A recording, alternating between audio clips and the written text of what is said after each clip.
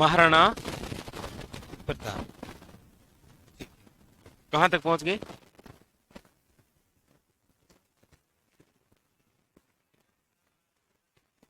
अच्छा, युद्ध का परिणाम। और महाराणा प्रताप कहाँ है इस समय? अच्छा, ठीक है, ओके ओके। हमारी चर्चा है वो चल रही है महाराणा प्रताप को लेकर। महाराणा प्रताप के बारे में हमारी जो चर्चा है वो चल रही है जिस युद्ध को लेकर, वो है हल्दी घाटी का युद्ध। हल्दी घाटी युद्ध हमने पूरी डिटेल से समझा है, इसीलिए कुछ बातें हैं जो यहाँ ऑफलाइन के विद्यार्थी हमें बताएंगे। यस। महाराणा प्रताप की जो चंद्रावल सेना थी ना, उसमें 4 व्यक्तियों के नाम बताइए कौन कौन। नहीं, पेज नहीं पलटना है, मेरी कसम में पलट के दे। पलटो, वापस पलटो इसको, उधर देखना भी नहीं है। यस। राणा पुंजा भील।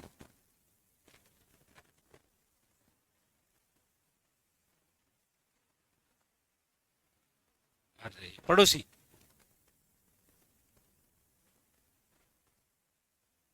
जल में बेटा। अच्छा, जयमल मेहता। मुझे सुनी दे रहा है जल में बेटा। ठीक है, ओके।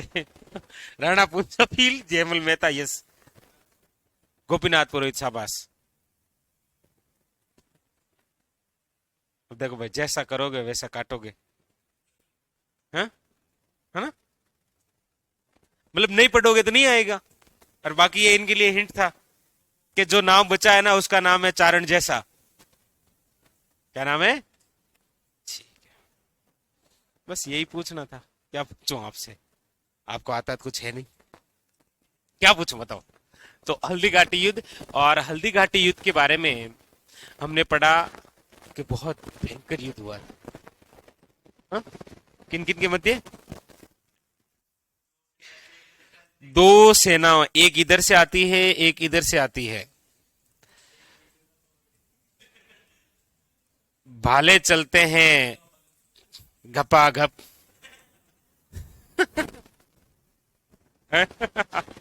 वाह। सही है। तो प्रताप और अकबर के मध्य हल्दी घाटी युद्ध हमने पढ़ा। हमने अभी तक ये पढ़ा कि हल्दी घाटी युद्ध के बाद में जो घायल महाराणा प्रताप हैं और इनके जो घायल सैनिक हैं, वो सारे के सारे कहाँ ठहर रखे हैं? कोलियारी गांव में। और ये कोलियारी गांव कहां पर है? उदयपुर में। ठीक है।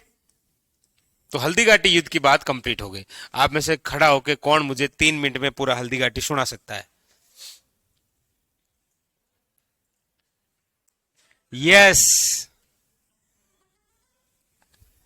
सुना दो। रुको, वापस बोलो।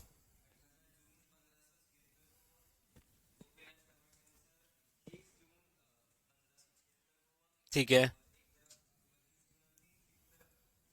प्रताप की सेना थी, सवाल। ठीक है। हम्म।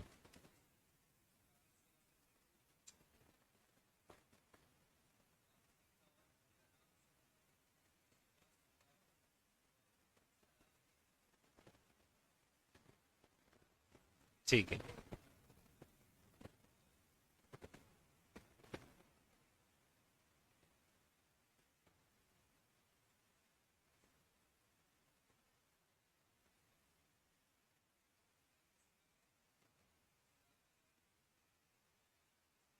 हम्म।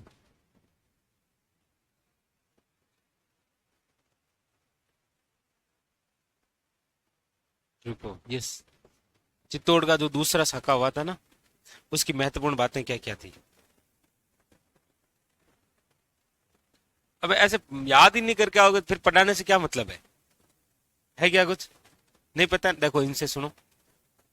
यस। यस। हाँ। आप चित्तौड़ की तीनों शाखें बता दो। कब हो रहा है? कौन शासक था? केसरिया किसने किया? जोहर किसने किया? और कुछ यूनिक बात। हम्म। ठीक है। ठीक है। हम्म।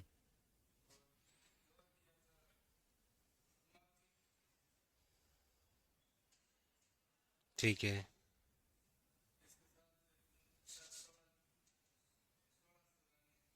अच्छा, 1600। ठीक है, ठीक। मजा नहीं आ रहा है। आपको मजा थोड़ी आ रहा है। आप आए अभी, आपने सुना, आपको मजा थोड़ी आया। नहीं, वो मुझे नहीं आ रहा है। कौन है जो ऐसे बुलंद आवाज में जैसे महाराणा प्रताप जैसे सुना देगा मुझे? आप। यस।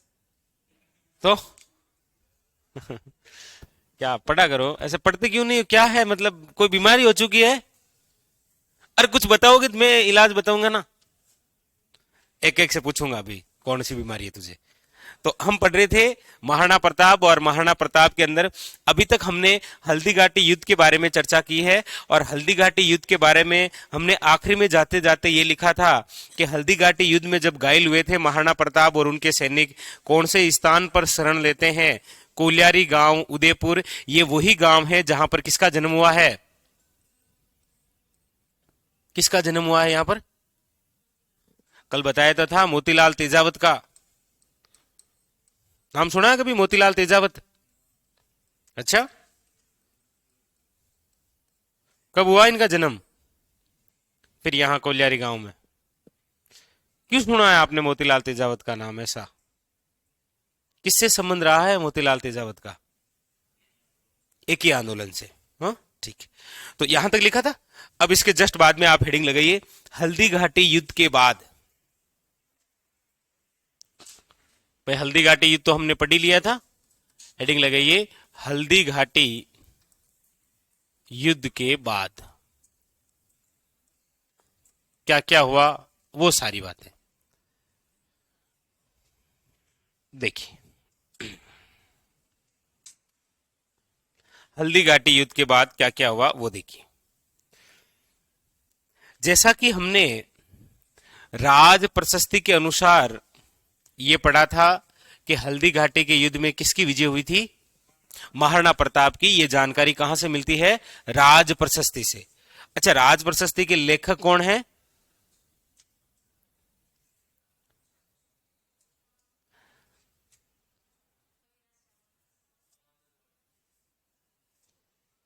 कौन सा?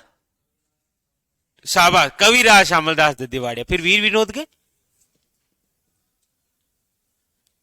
ऐसे मतलब कुछ भी पूछो, मतलब ऐसे अटक जाते हो, फिर क्या मतलब है? राज प्रशस्ति के लेखक कौन है? रणछोड़ भट्ट तेलंग। किसने लिखवाई थी? महाराणा राज सिंह ने। उस राज प्रशस्ति के अनुसार ये हमें जानकारी मिलती है कि हल्दी घाटी का युद्ध किसने जीता है? महाराणा प्रताप ने। इसीलिए हल्दी घाटी युद्ध के बाद क्या हुआ, लिखिए कुछ विशेष बातें। अकबर का आगमन। हल्दी घाटी युद्ध के बाद में यहां राजस्थान कौन आ रहे हैं? अकबर। अकबर ने आने से पहले क्या हुआ कि मानसिंह को अपने दरबार से अपमानित करके बाहर निकाल दिया, क्योंकि मानसिंह हल्दी घाटी युद्ध का हारा। फिर यहां से डायरेक्ट दिल्ली पहुंचा। दिल्ली पहुंचते ही अकबर ने मानसिंह को अपने दरबार से बाहर निकाल दिया, बेइज्जती करके। क्योंकि मानसिंह हार गया और ना प्रताप को कैद करके आया। हो सकता है कि अकबर मानसिंह की जगह किसी दूसरे व्यक्ति को भेजता। तो हल्दी घाटी के युद्ध में अकबर ने मानसिंह को ही क्यों भेजा? क्यों भेजा था? यस। यानी कि बात उस समय की थी जब अकबर द्वारा महाराणा प्रताप के खिलाफ भेजा गया था दूसरा शिष्टमंडल। और दूसरे शिष्टमंडल के रूप में कौन गया था? मान सिंह कछावा। वहां पर हम पढ़ते हैं कर्नल जेम्स टोड के अनुसार कि वहां पर जो मुलाकात है वो मान सिंह और किसकी हुई थी? अमर सिंह फर्स्ट की। और कहां पर हुई थी? उदय सागर झील की पाल पर। तब वहां पर मान सिंह का क्या हुआ था? अपमान। तब मान सिंह ने अकबर को कहा था कि यदि कभी आपका मूड हो मेवाड़ पर अटैक करने का, वो भी महाराणा प्रताप के खिलाफ, तो आप मुझे भेजिएगा। इसीलिए भेजा, लेकिन हार के आया। इसीलिए वहां दिल्ली के दरबार से बाहर निकाल दिया। लेकिन आखिरी में वापस समझौता भी हो गया, क्योंकि वैवाहिक संबंध है ना, इसीलिए। तो अब देखिए अकबर का आगमन हो रहा है यहां हल्दी घाटी युद्ध के बाद राजस्थान में। तो सबसे पहले तो अकबर का आगमन होता है कहां, याद रखिएगा, आते ही इन्होंने कौन सा कार्य किया, इन्होंने उदयपुर का नाम बदल दिया।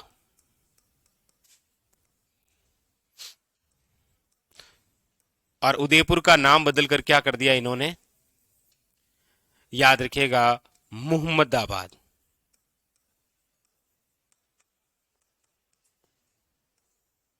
पहली इंपॉर्टेंट बात।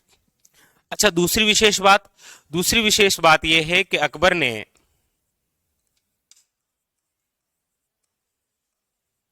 उदयपुर का प्रशासक किसे बनाया,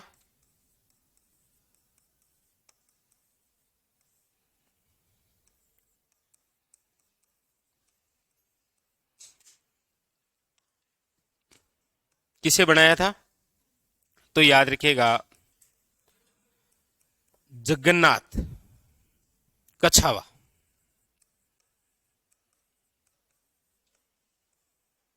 इंपॉर्टेंट। अच्छा, इससे पहले भी हमने लिखा कि जब अकबर ने चित्तौड़ पर अधिकार किया था, अकबर ने चित्तौड़ पर कब अधिकार किया था, अकबर ने चित्तौड़ पर अधिकार कब किया था। अच्छा, ऐसा भी किया था क्या, डेट सहित बताना है मुझे, पेज पलटो, काश घर पे पलट लेते। चित्तौड़ का तीसरा शाखा, देखो एक डेट लिखी हुई है वहां पर, कौन सी डेट लिखी हुई है, 25 फरवरी 1568 के अंदर अकबर ने चित्तौड़ पर अधिकार किया। और अधिकार करने के बाद में चित्तौड़ किसे सौंपा था, ख्वाजा अब्दुल माजिद आशफ खां को। वहां पर नाम लिखा है कुछ ऐसा, क्या मतलब है उस नाम का, उस नाम का मतलब क्या है, जब याद ही नहीं है तो शर्म करो, थोड़ी सी शर्म कर लो। हर बात ऐसे मतलब आता ही नहीं है, फिर क्या मतलब।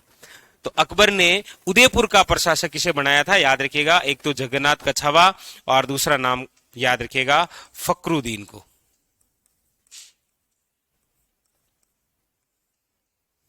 ये याद रखना है, ठीक है।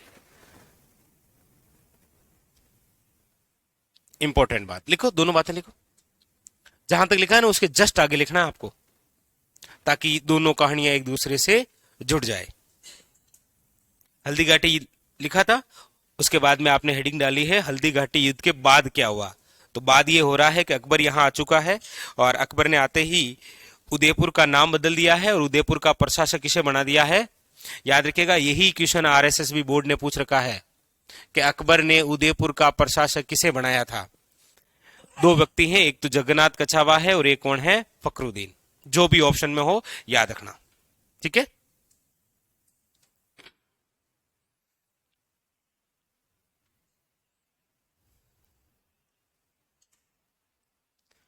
अकबर यहां आ चुका है। अकबर ने उदयपुर में आते ही क्या किया कि एक बंदा जिसका नाम था मोहम्मद खां, क्या नाम था, मोहम्मद खां, उस मोहम्मद खां को भेजा कि आप ये पता करिए कि महाराणा प्रताप इस समय कहां है। हल्दी घाटी के युद्ध के बाद महाराणा प्रताप ने जहां शरण ली थी वो स्थान तो है कोलियारी गांव, और हल्दी घाटी के युद्ध के बाद में महाराणा प्रताप ने अपनी राजधानी पलटी और राजधानी बनाया कुंभलगढ़ को। तो यानी कि महाराणा प्रताप इस समय कहां है, कुंभलगढ़ में। ये इंपॉर्टेंट बात, सारी बातें लिखाई नहीं जाती है, कुछ बातें याद रखनी होती है। हाँ तो बोलो, ये लिख लिया। इसके बाद में देखो अकबर और कहां कहां गया।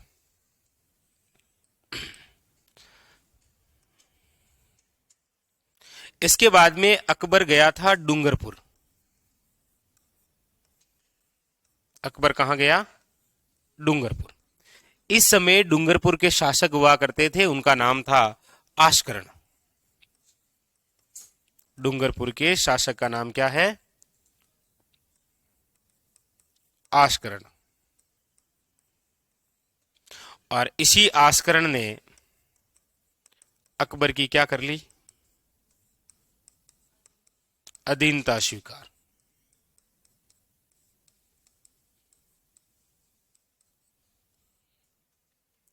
इसके बाद में अकबर डूंगरपुर से कहां गया?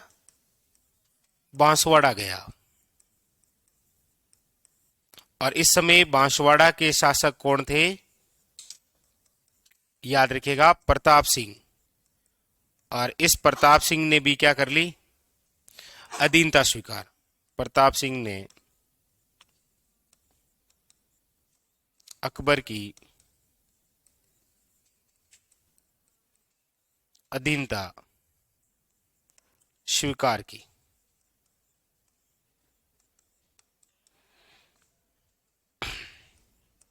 लिखो। तो हल्दीघाटी युद्ध के बाद में यह हो रहा है कि अकबर स्वयं यहां मुआयना करने आया है। आया तो उदयपुर पर अधिकार कर लिया। डूंगरपुर गया तो वहां के शासक ने अधीनता स्वीकार कर ली। बांसवाड़ा गया तो वहां पर बांसवाड़ा के शासक प्रताप सिंह ने अकबर की अधीनता स्वीकार कर ली। अब उस व्यक्ति को भेजा था जिसका नाम था मोहम्मद खां। वो अकबर के पास में आता है और कहता है कि इस समय महाराणा प्रताप कुंभलगढ़ किले में है और उसके पास में एक एरिया है गोगुंदा। गोगुंदा आप याद कीजिए, ये जो गोगुंदा स्थान है इससे बहुत गहरा संबंध रहा है मेवाड़ के महाराणाओं का। क्योंकि गोगुंदा के अंदर ही आपको पता हो तो महाराणा प्रताप का पहली बार राज्य अभिषेक हुआ था। नहीं पूछ रहा हूं, मुझसे पूछ रहे, मुझे बता रहे। हुआ था। कौन सी डेट को हुआ था? आपके सपोर्टर कितने हैं बताओ? सारे। तो इनकी खटिया खड़ी करूंगा। मैं जिसको पूछता हूँ वही बताएगा, ठीक है? ऐसे मजा नहीं आएगा, मुझे क्या पता ये पट के आता कि नहीं। उस समय मौजूद कौन था राज्याभिषेक?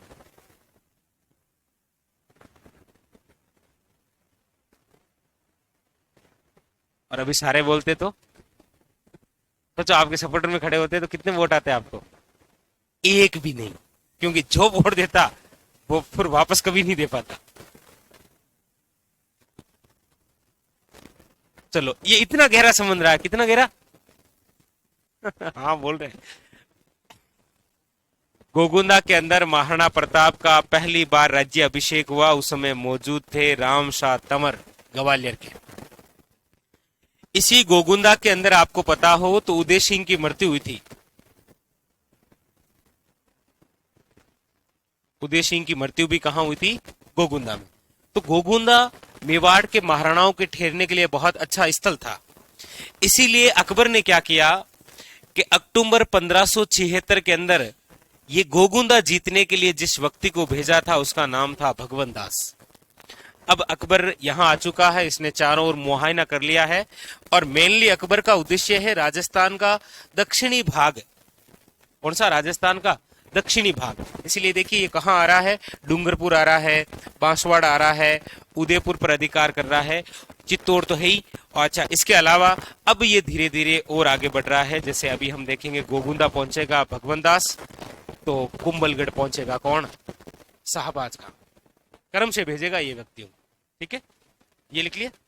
अब लिखो हल्दीघाटी युद्ध के बाद अभियान, हेडिंग डालो। ये लिख लिया ना?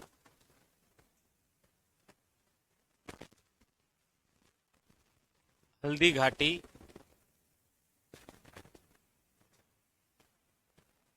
युद्ध के बाद अभियान।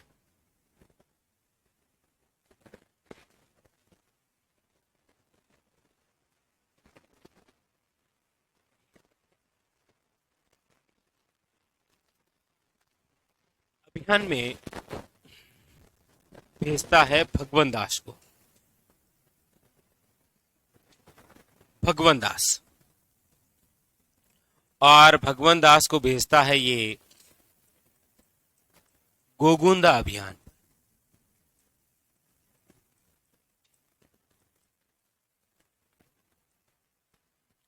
और ये अभियान करता है अक्टूबर 1576 ईस्वी।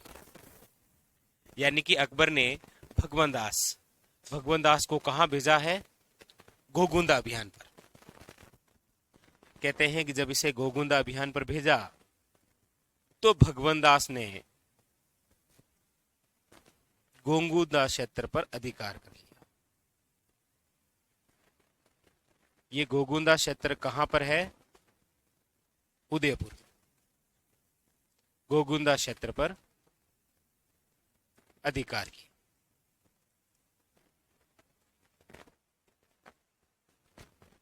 ठीक है, और यहां पर नोट करके आपको लिखा देता हूं, अकबर ने गोगुंदा का सूबेदार नियुक्त किया था। किसे? याद रखिएगा, मुजाहिद बेग को।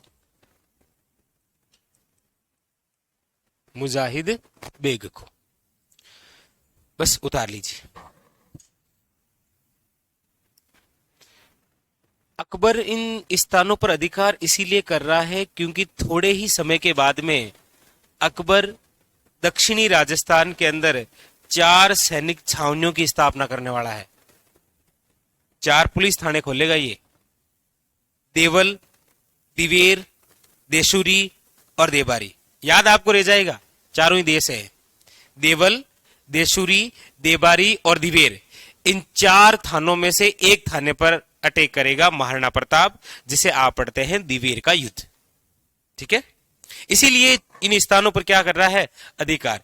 क्योंकि ये वो स्थान है जहां पर यदि कोई आदमी एक बार छुप जाए तो वापस मिलता नहीं है। ये गोगुंदा जैसा क्षेत्र, क्योंकि ये फॉरेस्ट एरिया है और यहां पर गुफाएं भी बहुत सारी बनी हुई है।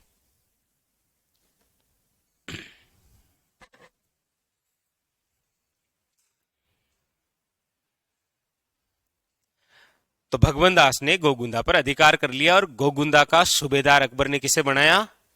मुजाहिद बेग को। ठीक है,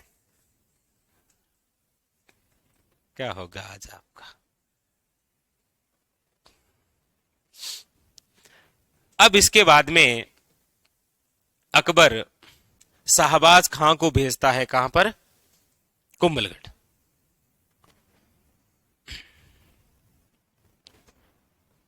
तो याद रखना, ऐसे जो नोट लगा के लिखे हैं ना, आजकल एग्जामिनर ऐसे क्वेश्चन उठा के पूछता है कि अकबर ने गोगुंदा का सूबेदार किसे बनाया था, और ऑप्शन आता है मान सिंह, भगवंत दास, शाहबाज खां या मुजाहिद बेग। ऐसे क्वेश्चन आते हैं। या गोगुंदा पर अधिकार करने वाला कौन था? भगवंत दास। ऐसे क्वेश्चन आते हैं। ये लिख लिया। तो हल्दी घाटी युद्ध के बाद में पहला कोई अभियान था तो यही था। किसका? भगवंत दास का। कहां पर था? कब था? याद रखना, इंपॉर्टेंट। अब देखिए, अब भेजा जा रहा है किसको? शाहबाज खां को। लिखो, शाहबाज खां। और कौन सा अभियान है? कुंभलगढ़ अभियान।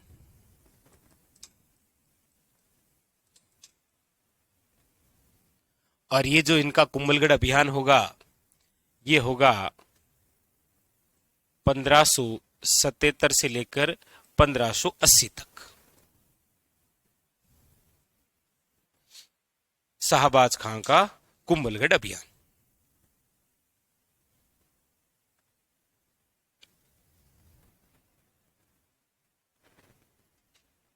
अब देखिए, यहां पर अभियान क्यों होता है? वो अभियान इसीलिए होता है क्योंकि पहली बात तो क्या है कारण? तो कारण ये है कि हल्दी घाटी युद्ध के बाद में महाराणा प्रताप ने जिसे अपनी राजधानी बनाया है वो है कुंभलगढ़। देखो, 4 स्थान है: कुंभलगढ़, आवरगढ़, गोकुलगढ़ और चावंड। हल्दी घाटी युद्ध के बाद में महाराणा प्रताप ने जिसे राजधानी बनाया था वो है स्थान कौन सा? कुंभलगढ़। महाराणा प्रताप ने अपनी अस्थायी राजधानी जिसे बनाया था वो है आवरगढ़। कुंभलगढ़ ने अपनी गुप्त राजधानी जिसे बनाया था वो है गोकुलगढ़। उसके बाद में महाराणा प्रताप ने अपनी स्थायी रूप से जिसे राजधानी पुणे बनाया था वो है कौन सी? चावंड, जो उनके मृत्यु तक रहेगी।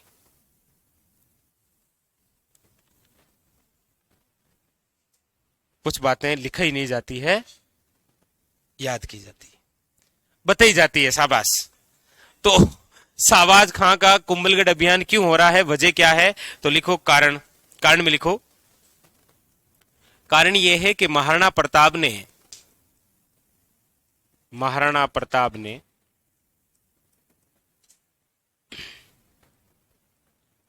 हल्दी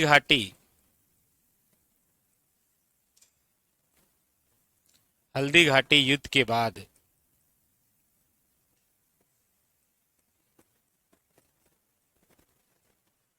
कुंभलगढ़ को राजधानी बनाया।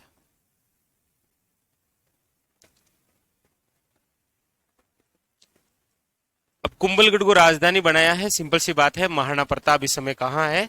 कुंभलगढ़ में। इसीलिए कहते हैं कि यहां पर आक्रमण होता है किसका? शाहबाज खां का। शाहबाज खां टोटल 3 बार आक्रमण करता है। यहां अगली लाइन से लिखो, शाहबाज खां ने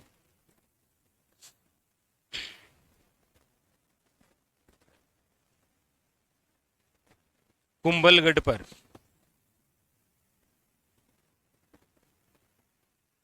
क्रमशः 1577, 1578 वे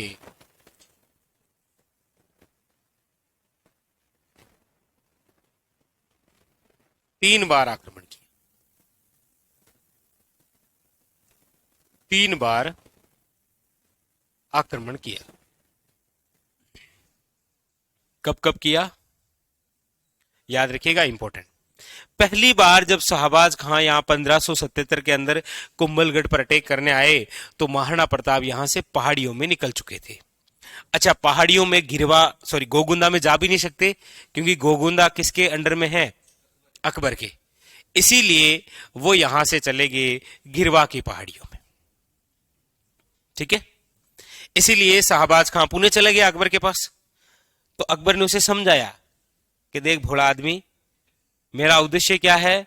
मेरा उद्देश्य है कि प्रताप को कैद करना है। तुम तो गए, चले गए तो वहीं रुक जाता, इसीलिए वापस आता है। शाहबाज खां दूसरी बार कुंभलगढ़ पर अटैक करने कब? 1578।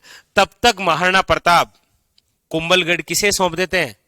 यह सबसे यूनिक क्वेश्चन है कि जब शाहबाज खां ने कुंभलगढ़ किले को जीतकर अधिकार किया था, उस समय कुंभलगढ़ किसके हाथों में था? प्रताप तो है नहीं यहां। प्रताप तो अपनी गुप्त राजधानी आवरगढ़ में है, जहां पर युद्ध की प्लानिंग कर रहे हैं। यस, हाँ, नहीं, आप सोच भी नहीं सकते जी, आपके दिमाग में नहीं आ सकता वो। ठीक है, अब समझ गए आप कि प्रयास व्यर्थ है। ये लिख लिया सबने? अब लिखो आप, शाहबाज खां का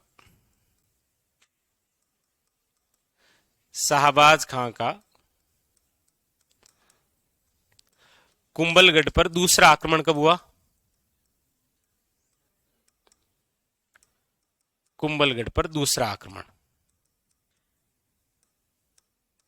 वो है, याद रखिएगा, 1578 में। ठीक है, इस समय वापस आक्रमण करता है और इस समय कुंभलगढ़ जो है, इस कुंभलगढ़ का जो प्रशासक है वो है मान सिंह सोनगरा।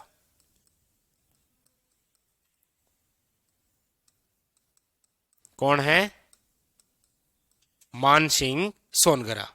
मेवाड़ में ऐसा सोनगरा हमने एक और पढ़ा है, कौन सा? शाबाश, बस ऐसे ही पढ़ते रहना, शाबाश शाबाश।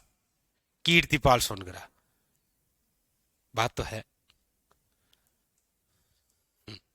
शाबाश। इससे पहले हमने पढ़ा है मालदेव सोनगरा। हमने कहा था, हमने क्यों, इन्होंने कहा था लंबी लंबी मूछें हैं इसीलिए उसे मूछाड़ा मालदेव, आपने तो कहा था। शाबाश, फिर भी याद नहीं रहा। तो मालदेव सोनगरा हमने पढ़ रखा है पहले से। और मालदेव सोनगरा को चित्तौड़ किसने सौंपा था? डंडा डंडा लेके आओ, लंबा सा लट लेके आओ एक। किसने सौंपा था मालदेव सोनगरा को चित्तौड़? किसने सौंप दिया था? खिजर खान ने। आपके अलाउद्दीन खिलजी ने 1303 पर अधिकार किया। अधिकार करने के बाद में अलाउद्दीन खिलजी ने चित्तौड़ सौंपा अपने पुत्र खिजर खान को। खिजर खान ने वही किसे सौंपा था? मालदेव सोनगरा। और देखिए एक बार फिर कुंभलगढ़ किसे सौंपा जा रहा है? मानसिंह सोनगरा को, याद रखना। और मानसिंह सोनगरा यहां पर क्या हो गए थे? पराजित, याद रखिएगा। और इसी शाहबाज खान ने कुंभलगढ़ को जीता, याद रखिएगा। कुंभलगढ़ किला भी इससे पहले बिल्कुल लोहागढ़ किले की तरह अजय दुर्ग में शामिल था, लेकिन इसको जीत लिया गया था। इसीलिए पूछा जाता है कि कुंभलगढ़ किले को जीतने वाला एकमात्र मुस्लिम सेनापति कौन है? शाहबाज खान। लिख लो, नोट लगा के लिखना है, ये बात नोट लगा के लिखनी है। ये जो नोट वाली बात होती है ये आप याद कर लेते हैं ना। देख नहीं रहे, कोई सामने नहीं देख रहा है, पता नहीं क्यों ऐसा क्या किया भाई मैंने।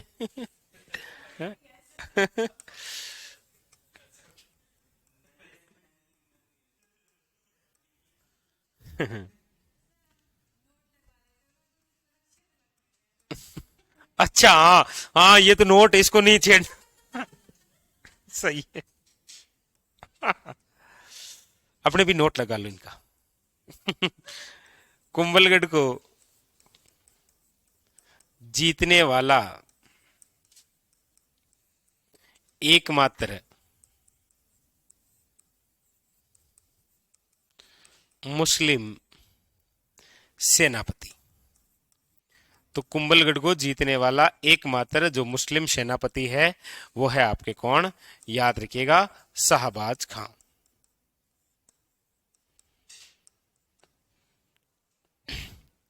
अब जब ये 1578 के अंदर यहां कुंभलगढ़ पर आक्रमण हो रहा है शाहबाज खान का, और महाराणा प्रताप कुंभलगढ़ का प्रशासक किसे सौंप चुके हैं? मानसिंह सोनगरा को।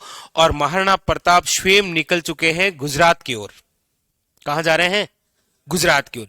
बीच में एक स्थान आता है जिसका नाम है चूलिया गांव, और वहीं चूलिया गांव के अंदर अपने एक बचपन के दोस्त से मुलाकात होती है जिसका नाम है भामाशाह।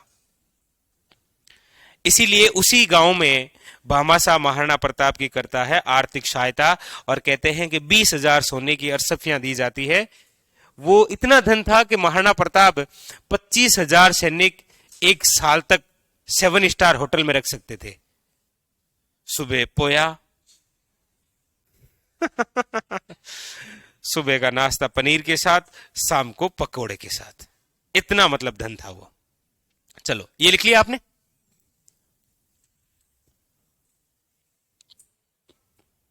तो याद ये रखना है कि शाहबाज खान ने कुंभलगढ़ कब जीता था? 1578 के अंदर। उस समय कुंभलगढ़ किसके हाथों में था? मानसिंह सोनगरा के हाथों में। ये इंपॉर्टेंट बात। और जीतने वाला एकमात्र कौन था? ये मुस्लिम सेनापति। इसके अलावा कुंभलगढ़ को कोई नहीं जीत पाया था। तो देखो कुंभलगढ़ किले की यूनिक बातें हैं। एक तो ये कि कुंभलगढ़ किले में मेवाड़ के किस महाराणा की हत्या हुई थी? कुंभा। कुंभलगढ़ किले में पहली बार राज्य अभिषेक मेवाड़ के किस महाराणा का हुआ था? उदय सिंह का। राज्य अभिषेक किसका हुआ? उदय सिंह का। मेवाड़ के किस महाराणा का जन्म कुंभलगढ़ में हुआ है? महाराणा प्रताप। कुंभलगढ़ किले को जीतने वाला एकमात्र व्यक्ति कौन है? शाहबाज खान। ये यूनिक क्वेश्चन है, और यूनिक है तो इसका मतलब आप तो पढ़ेंगे नहीं, क्योंकि यूनिक है ना ये, जैसे आप यूनिक हो। लिख लिए ये। चलिए आगे। अब इसके बाद में भी एक बार शाहबाज खान फिर आता है यहां और अटैक करता है, लेकिन शाहबाज खान ने जितने भी ये अभियान किए थे ये सब के सब क्या रहे थे? असफल, क्योंकि इस अभियान का उद्देश्य एक ही था, महाराणा प्रताप को कैद करना, जो कि नहीं कर पाए। अब देखिए आगे, इतनी बातें तो हो गई अकबर की हल्दी घाटी के बाद, तो अब थोड़ी सी बातें महाराणा प्रताप की भी कर लेते हैं। चलो,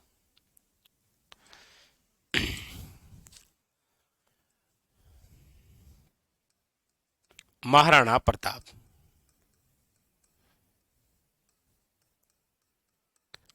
महाराणा प्रताप वे, हेडिंग डालो, भामाशाह की मुलाकात।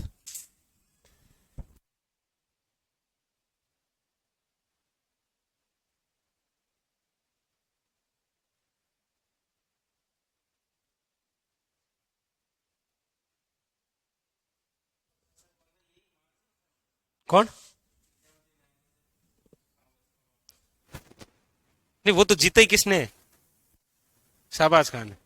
फिर वापस आता है तो कोई सामने आता ही नहीं है, क्योंकि ये जीत के गया था ना। लिखो, इनकी मुलाकात 1578 ईस्वी। ऐसा कहा जाता है कि महाराणा प्रताप ने मानसिंह सोनकरा को जब कुंभलगढ़ सौंपा था तो स्वयं गुजरात की ओर जा रहे थे। उस समय बीच के अंदर एक गांव आता है चूलिया, जहां पर किससे मुलाकात होती है? भामाशाह से। भामाशाह के पुत्र का नाम बता सकते हैं? भामाशाह का पुत्र जो जहांगीर के दरबार में उपस्थित हुआ था। चलो,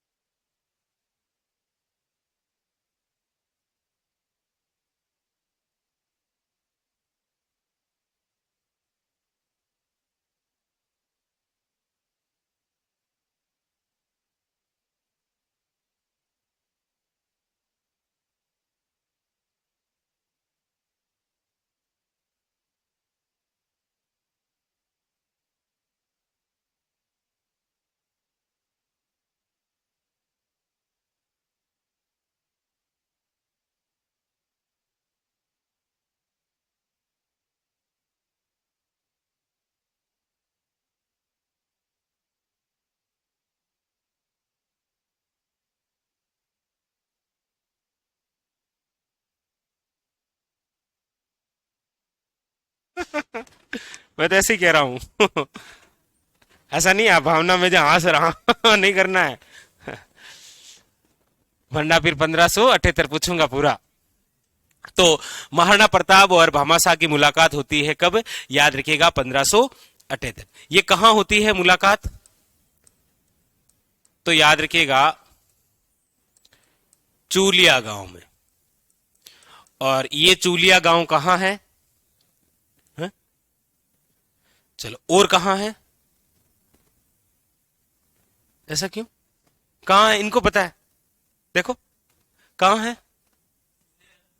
चूलिया जलप्रपात है हमारे राजस्थान में ना, 18 मीटर जिसकी ऊंचाई है, चंबल नदी पर है, चित्तौड़गढ़ में।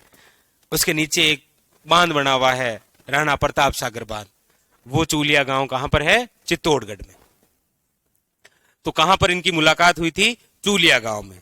और बस याद रखिएगा, इसी मुलाकात के तहत भामाशाह ने, ये भामाशाह कहां के थे? पाली के। भामाशाह ने प्रताप की आर्थिक सहायता की थी। आर्थिक सहायता के तहत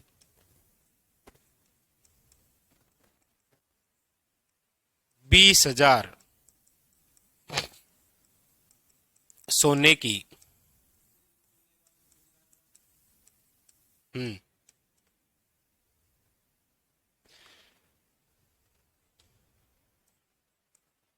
मुद्राएं दी। जिसे बोलते हैं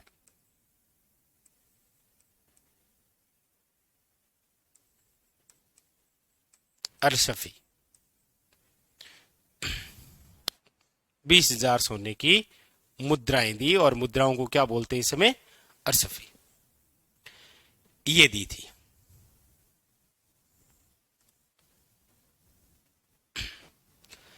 अब इसमें यह कहा जाता है, कुछ इतिहासकार हमें यह बताते हैं कि ये जो भामाशाह ने महाराणा प्रताप को ये जो धन दिया है ना, ये धन कहां से लूट कर लाया गया था?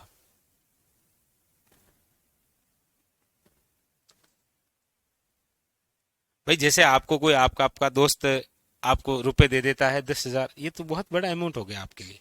आपका दोस्त आपको 100 रुपए देता है केवल, और जल्दी गलती से 18 रुपए का रिचार्ज कर देता है यदि नेट खत्म हो गया तो।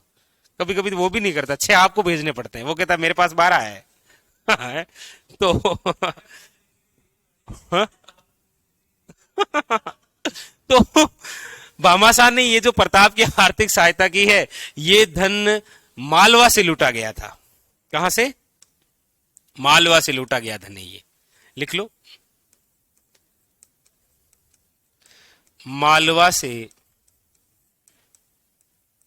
लूटा गया धन था ये। और हमें कुछ इतिहासकार ये भी बताते हैं कि ये जो मालवा से लूटा गया धन था ना, ये महाराणा प्रताप का ही धन था, जो किसके पास में सुरक्षित रखा गया था? भामाशाह के पास में, जब ये दोस्त हुआ करते थे। मतलब बहुत पुरानी बात है ये। और आज आपको पता ही है, आपने अपना धन यदि दोस्त के पास में रख दिया तो दोनों ही नहीं मिलेंगे, ना धन ना दोस्त। लेकिन ऐसा था कौन? ऐसी बात नहीं है कि नहीं मिलते, मिलते हैं आज भी। वो बात यही है कि दोनों तरफ से ताली है, वो दोनों हाथों से बजती है। ठीक है।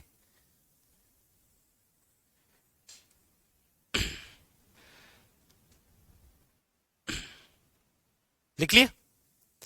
अब यहां पर भामाशाह के बारे। भामाशाह ने महाराणा प्रताप की आर्थिक सहायता की, इसीलिए भामाशाह को कहा जाता है मेवाड़ का मूलते उद्धारक।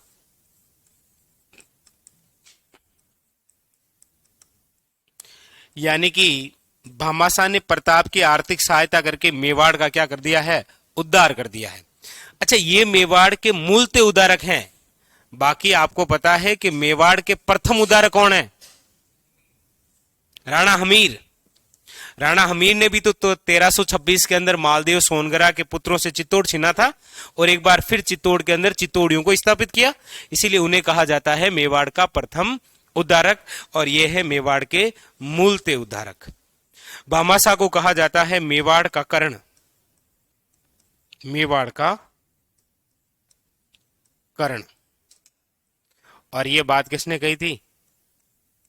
Toad, colonel James Tod. ये जो भामाशाह है, याद रखिएगा, इसका भाई भी है जिसका नाम क्या है? ताराचंद। ये इसीलिए लिखा रहा हूं क्योंकि ये भी महाराणा प्रताप के यहीं पर मुलाकात है। ठीक है।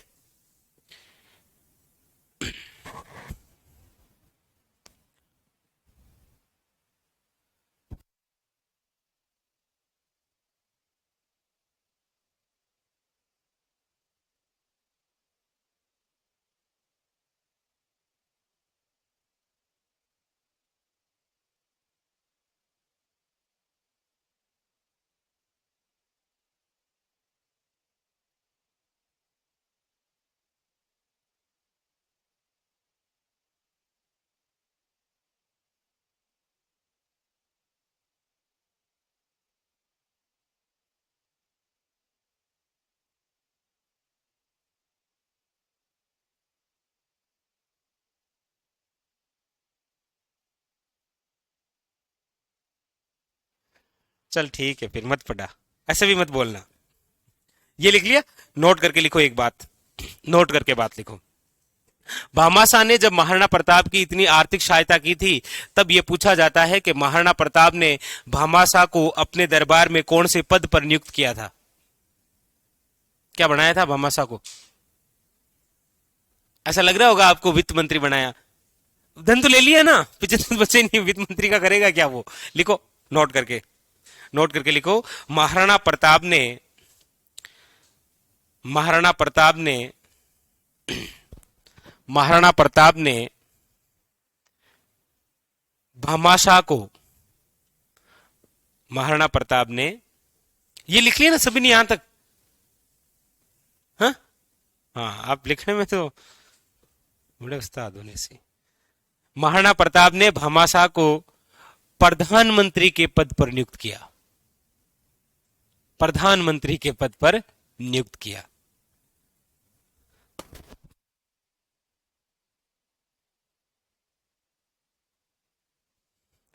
भामाशाह को प्रधानमंत्री के पद पर नियुक्त किया, याद रखना।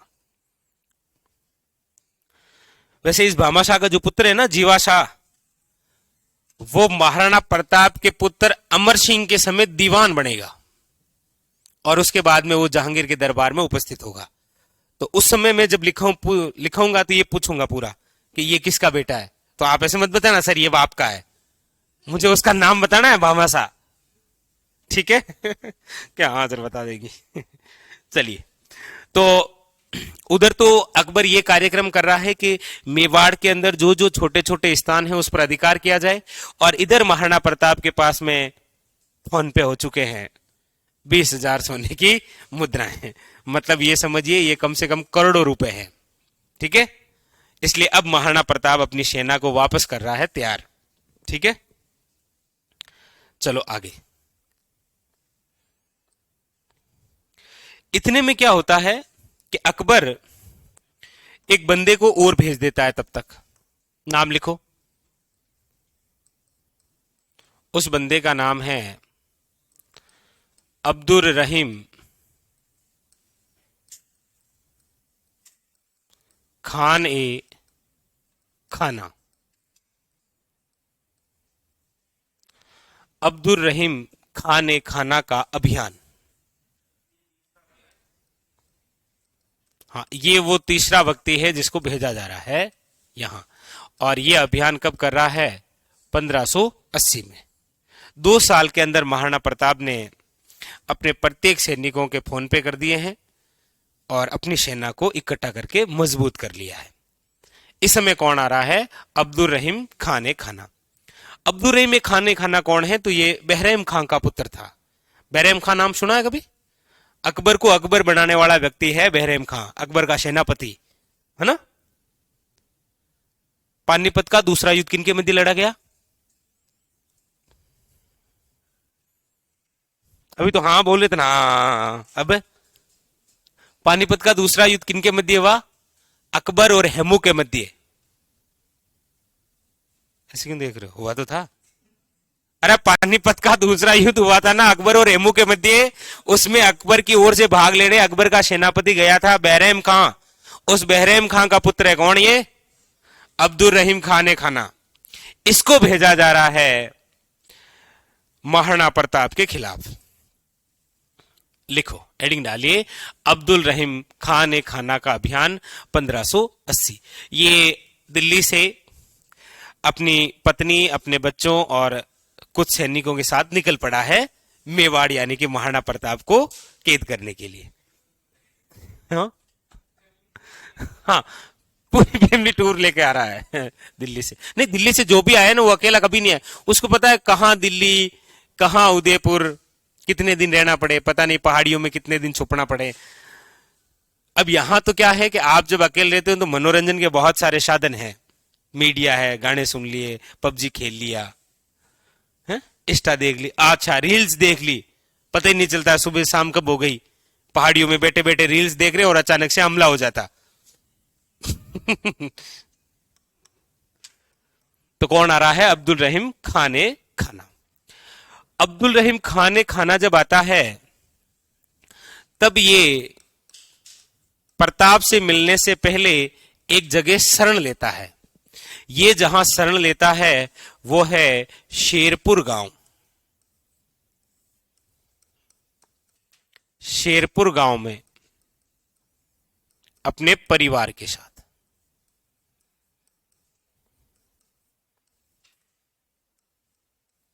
अपने परिवार के साथ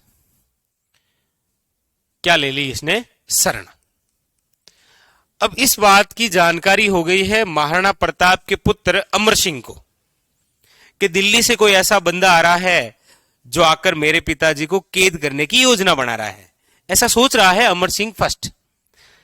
तो जब ये यहां शरण लेता है और उसके बाद में जब अब्दुल रहीम खान खाना महाराणा प्रताप से मिलने जाता है, इसी बीच में अमर सिंह आता है और इसी शेरपुर गांव में जो पूरी फैमिली ठहर रखी है अब्दुल रहीम खान खाना की, इस पूरे परिवार को कैद कर लेता है। कौन? अमर सिंह फर्स्ट। अमर सिंह फर्स्ट ये सोच रहा है कि यदि इसने मेरे पिताजी को कैद किया तो मैं इसके फैमिली को पहले से ही कैद करके रख लेता हूं। जब वो बोलेगा फैमिली को छोड़ो तो मैं बोल दूंगा पिताजी को उधर से भेजो, मैं इनको इधर से भेजूंगा। हिंदी फिल्मों में होता है ना ऐसे, वैसे। वाह, बस ऐसे याद कर लिया करो और कुछ नहीं। याद रखो, अगली लाइन से लिखो, अमर सिंह फर्स्ट ने कैद कर लिया इस पूरे परिवार को, कैद कर लिया। तो ये भी क्या रहा, असफल ही रहा।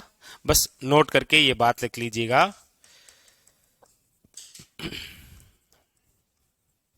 प्रताप के कहने पर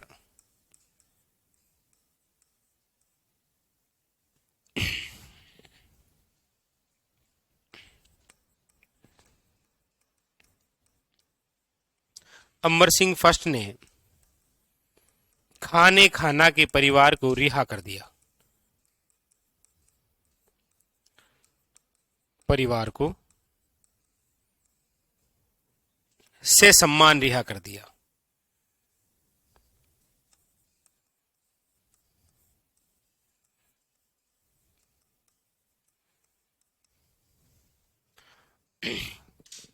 लिखो,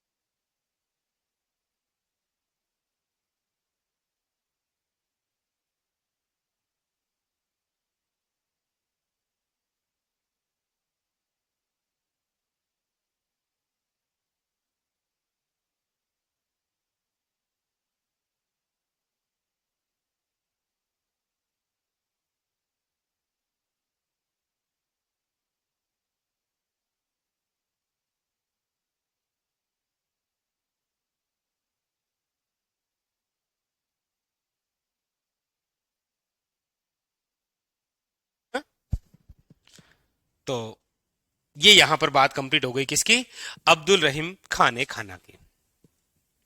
अब राजस्थान के दक्षिण में क्या होता है वो देखो, ये लिख लिया। अब इसके आगे लिखिएगा, अकबर क्या करता है, अकबर ने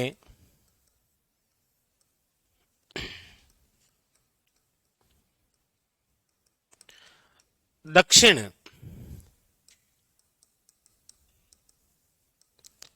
राजस्थान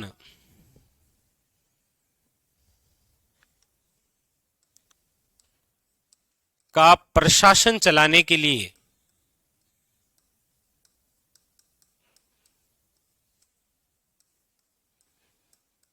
अकबर ने दक्षिणी राजस्थान में या दक्षिणी राजस्थान का प्रशासन चलाने के लिए क्या किया, इसने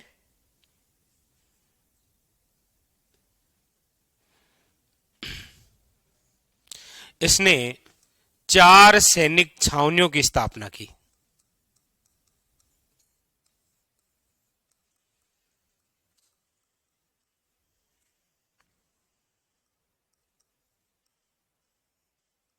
कितनी? 4 सैनिक छावनियां। अच्छा, ये कौन कौन सी है 4 सैनिक छावनियां? तो आपको एक ही बार में याद रह जाएगी। क्यों रह जाएगी? क्योंकि इन छावनियों की खास बात है,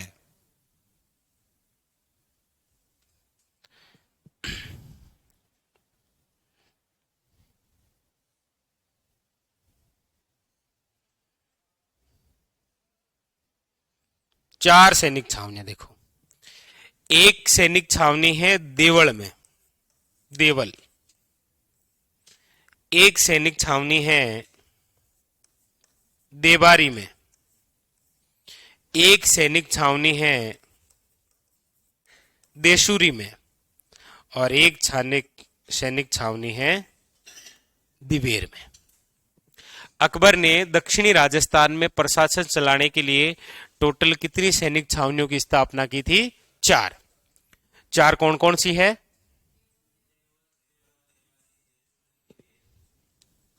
देवल आपको याद रखना है, डूंगरपुर में है। देवल कहां है? डूंगरपुर में। देबारी कहां है? उदयपुर में। देशुरी कहां है? पाली में। दिवेर कहां है? राजसमंद में। अभी आप ये सोचो कि जैसे आप जिस थाने के सर्कल में आते हैं, आपकी इतनी थोड़ी हिम्मत हो सकती है कि आप सेना लेकर उस थाने पर हमला कर दें। भाई, आपकी इतनी थोड़ी हिम्मत है कि आपके नजदीकी जो पुलिस थाना है उस पर आप और आपके पिताजी साथ बेचारों को ले लो, और आपके 2-4 भाई और आपके 2-4 पड़ोसी, क्या आप 10-15 मिलके उस चौकी पर हमला थोड़ी कर सकते हैं, थाने पर? लेकिन सोचो कि ये बात उसी समय की है जब अकबर की यहां पर क्या है? सैनिक छावनियां। और इन सैनिक छावनियों में से एक छावनी पर हमला करेंगे महाराणा प्रताप। तो अकबर की छावनी पर आक्रमण करना बहुत बड़ी बात थी उस समय। जैसा मैंने कहा, क्या आप अपने नजदीकी पुलिस थाने पर हमला करने का सोच सकते हैं क्या? आप सोच भी नहीं सकते। तो सोचो, उस समय महाराणा प्रताप ने तो हमला कर दिया था। कितनी बड़ी बात थी महाराणा प्रताप के लिए। हाँ? ऐसा नहीं है मतलब एक कोई थाना लूट लिया, आप लूट लो जाके, लिखो ये बात। तो मतलब बहुत बड़ी अचीवमेंट थी उस समय महाराणा प्रताप के लिए। इसीलिए तो महाराणा प्रताप के गौरव का प्रतीक कहा जाता है किस युद्ध को? दिवेर के युद्ध को। जो दिल्ली का बादशाह है उसके किसी एक स्थान को जाकर खत्म करना बहुत बड़ी बात थी इस समय। लिखो। हाँ हाँ, युद्ध को कहते हैं, बिल्कुल। तो ये लिखो और फिर हम हमला कर देते हैं। आप तैयार हैं? मैं तो सुबह से तैयार हूं आप पर हमला करने के लिए। आप बस।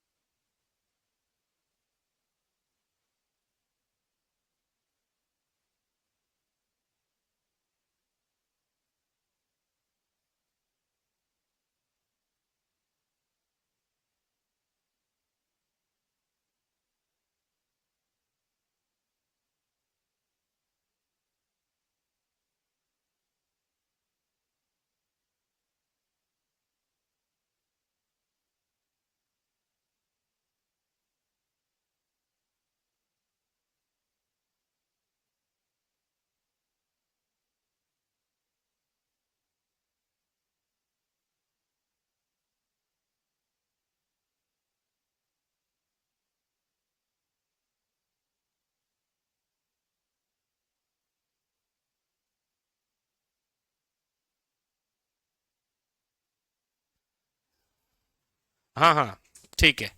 ओम प्रकाश, चलो ये लिख लिया। तो अकबर ने दक्षिण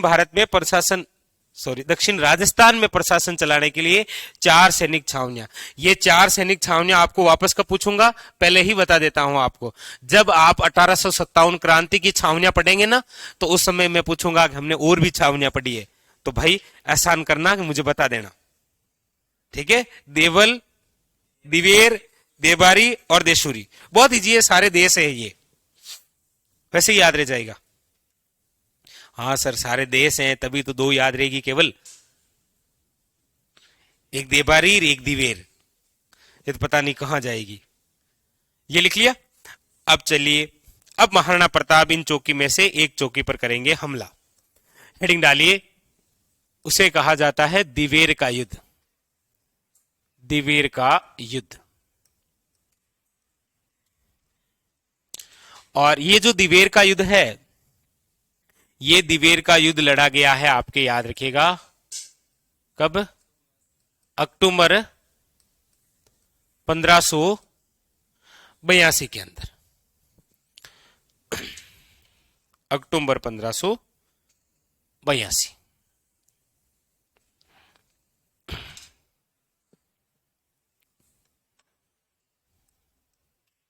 दिवेर का युद्ध।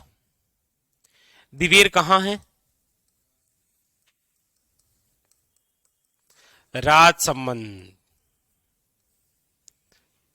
कौन सी नदी?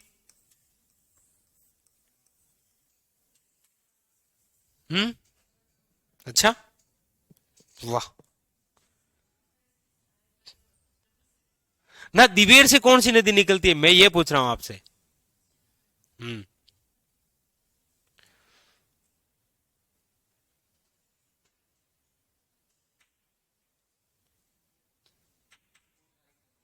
कोठारी नदी। कोठारी नदी जिसका उद्गम है ना दिवेर राजसमंद, जिस पर मेजाबान बना हुआ है भीलवाड़ा में, जिस पर एक सभ्यता है जिसका नाम है बागोर सभ्यता, जहां से पशुपालन के साक्ष्य प्राप्त हुए। तो ये दिवेर जो है वो कौन सी नदी के है? कोठारी। ये कोठारी नदी किसकी सहायक नदी है? बनास की।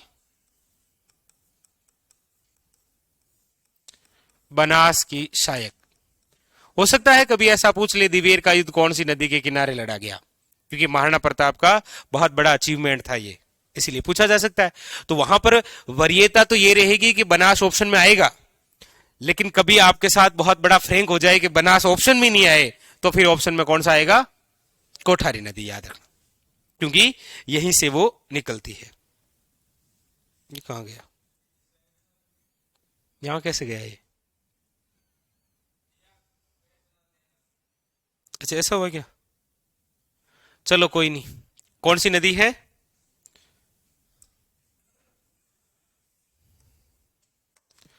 लिख लिया, कोठारी नदी।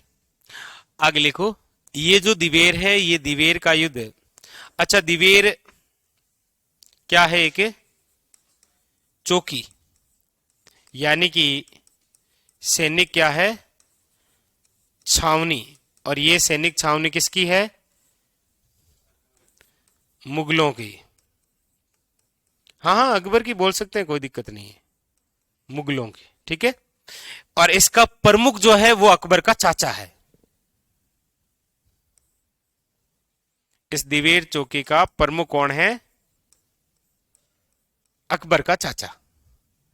तो लिख लो, अकबर का चाचा। क्या नाम है? शरीमा सुल्तान खां, ठीक है। ये यहां का क्या है? प्रमुख है। इसीलिए ये जो दिवेर का युद्ध है, ये दिवेर का युद्ध किन किन के मध्य लड़ा जाता है? तो याद रखना है, अकबर वर्सेस महाराणा प्रताप, याद रखिएगा। अकबर की तरफ से कौन है यहां?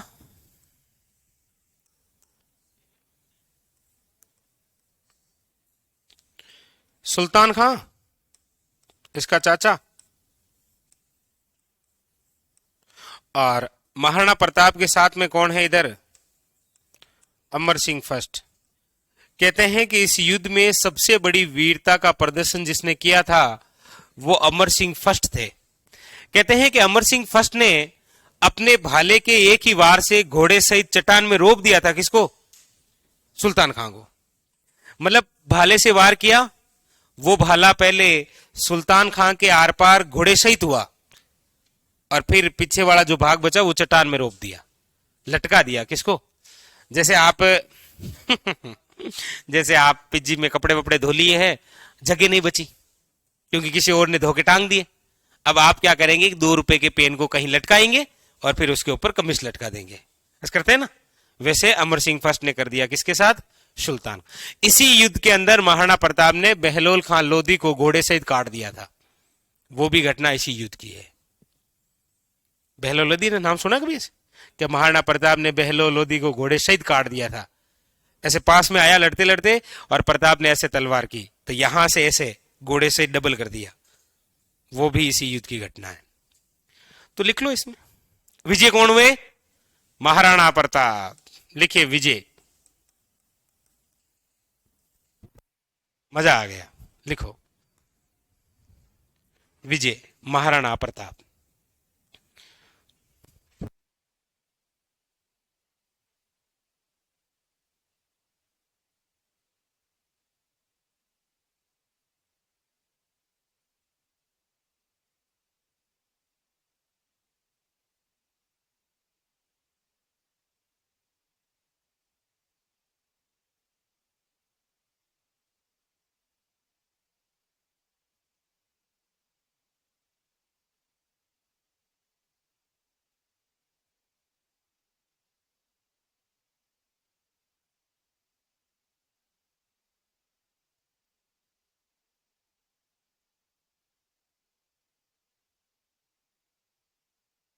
ये लिख लिया,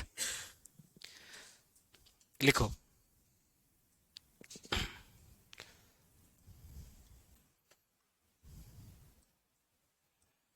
फिर ऐसे लिख लेना, यहां अमर सिंह फर्स्ट ने इसी सुल्तान खां को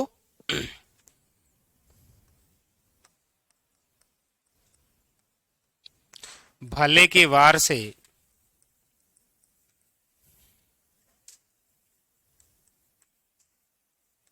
घोड़े सहित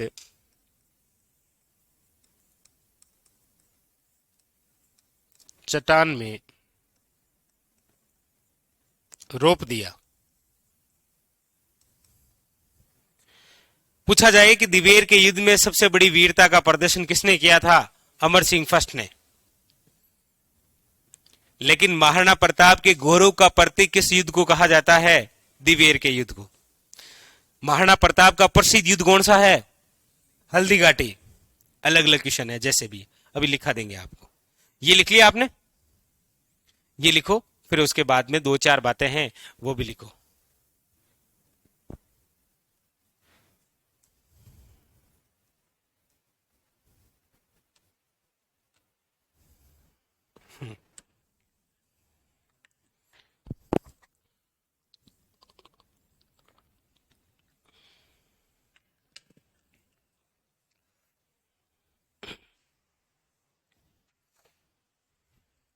सबने लिख लिया,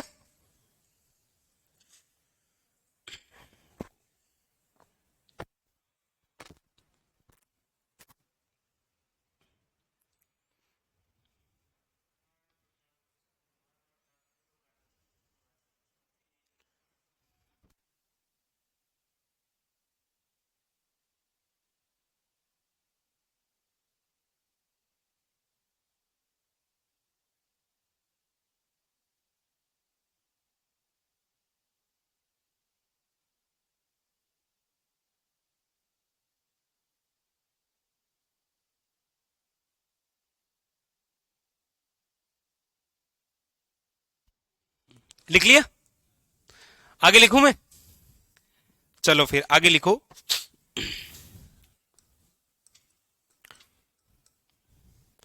महाराणा प्रताप,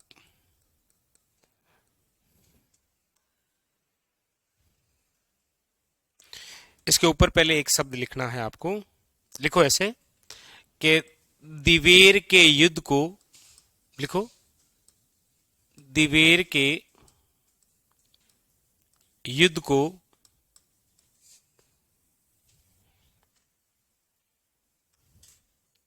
दिवेर के युद्ध को महाराणा प्रताप, दिवेर के युद्ध को महाराणा प्रताप के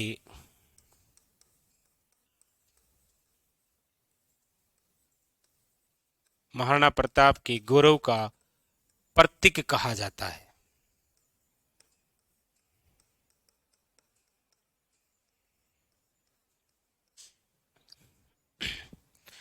अगली लाइन से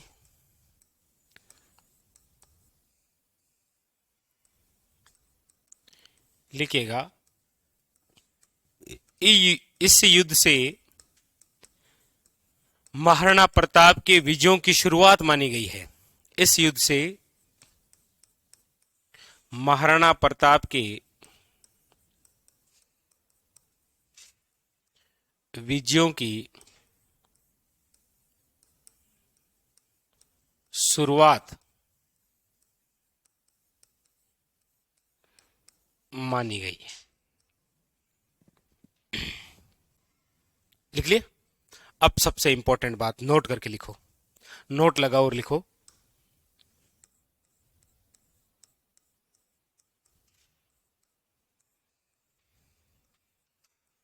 लिखो, कर्नल जेम्स टोड ने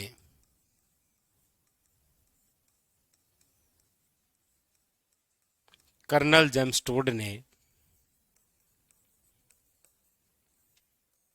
दिवेर युद्ध को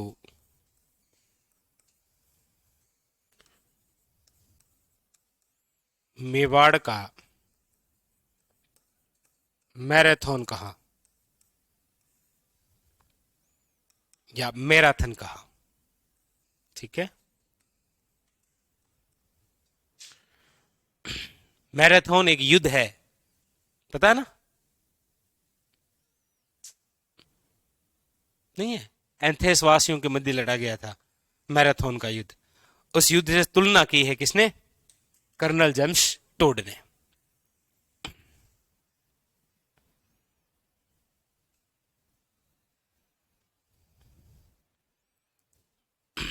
लिखो,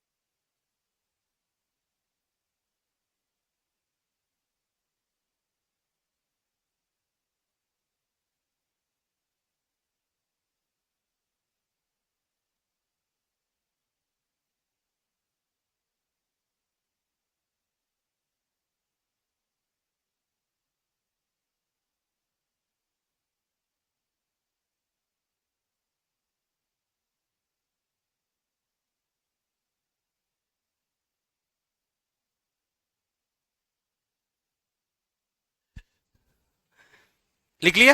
तो ये कंप्लीट हो गया कौन सा? दिवेर का युद्ध। यानी कि महाराणा प्रताप ने बहुत बड़ा अचीवमेंट किया यहां पर, और राजस्थान के दक्षिण क्षेत्र में जो अकबर की चौकी थी उसको छीन लिया, अधिकार कर लिया। ऐसे ही बढ़ते बढ़ते साल भर के अंदर महाराणा प्रताप ने मेवाड़ के 85% भाग पर अधिकार कर लिया था। केवल मिला तो चित्तौड़ नहीं था प्रताप को, बाकी 85% भाग पुणे प्राप्त कर लिया। किसने? आगे बढ़े, चलो। लेकिन अकबर को लग रहा है कि चलो एक बार और किसी व्यक्ति को भेजा जाए। अब एक अभियान और भेजता है। लिखो, अकबर द्वारा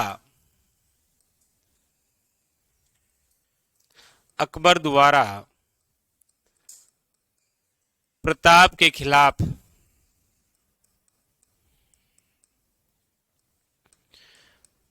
भेजा गया अंतिम अभियान, भेजा गया अंतिम अभियान। अंतिम अभियान कौन सा है? कि अकबर द्वारा प्रताप के खिलाफ भेजा गया अंतिम अभियान। अब यहां पर थोड़ा सा ध्यान दो, इधर बोर्ड पर देखो। क्वेश्चन एग्जाम हॉल में आएगा तो हो सकता है कि आपके,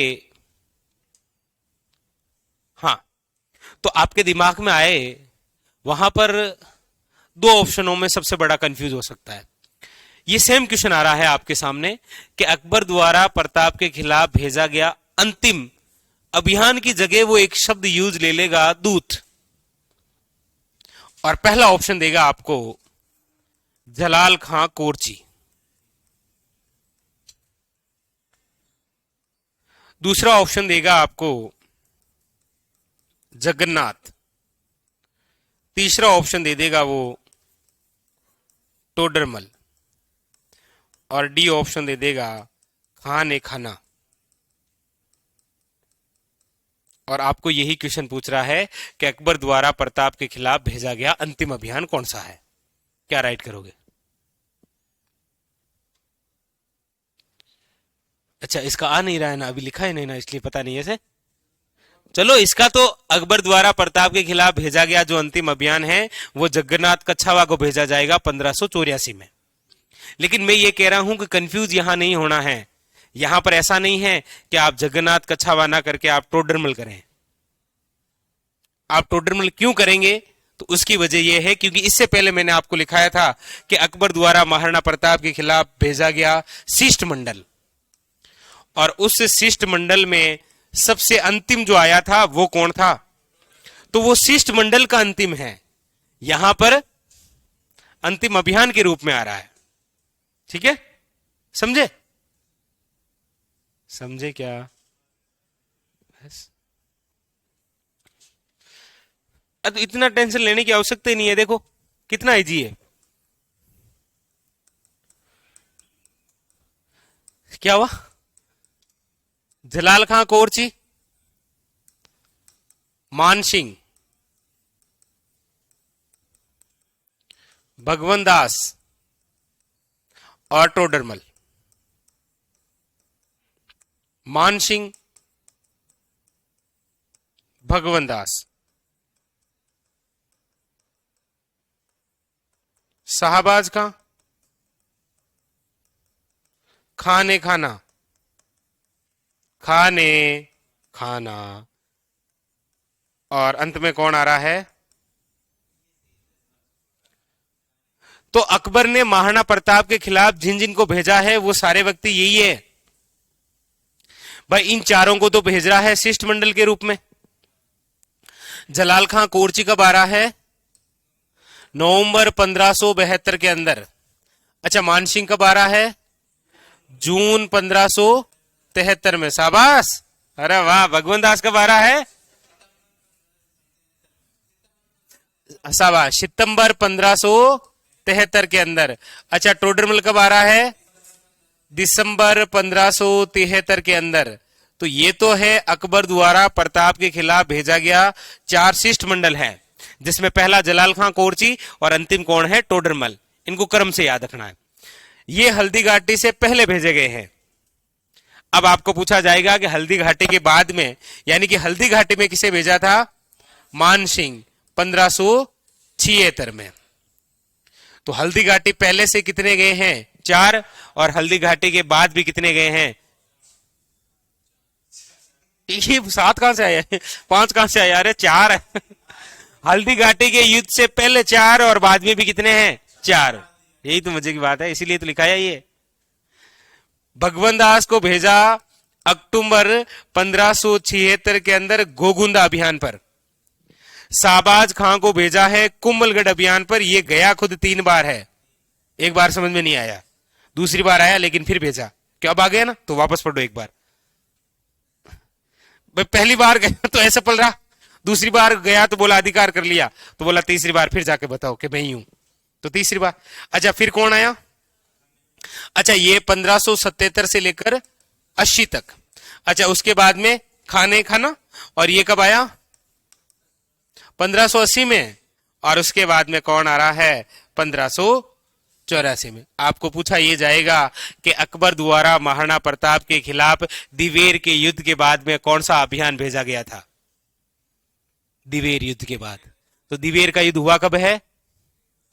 82। और 82 के बाद में कौन जा रहा है? पूछने का तरीका उसका कैसा भी हो सकता है। वो पूछ ये सकता है कि हल्दी घाटी तुरंत बाद अकबर ने गोगुंदा अभियान पर किस व्यक्ति को भेजा था? भगवंत दास। ऐसे भी आ सकता है कि हल्दी घाटी युद्ध के बाद में अकबर स्वयं राजस्थान की किन 2 रियासतों में गया था? डूंगरपुर और बांसवाड़ा। वैसे भी पूछ सकता है। हल्दी घाटी के युद्ध के बाद में महाराणा प्रताप ने अपनी राजधानी किसे बनाया था?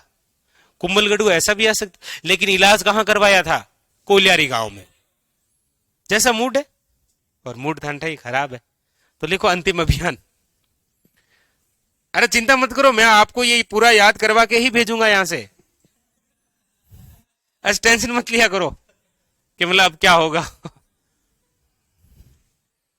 बस। चलो लिखो अंतिम अभियान। और अंतिम अभियान के रूप में कौन आ रहा है? जगन्नाथ कछावा।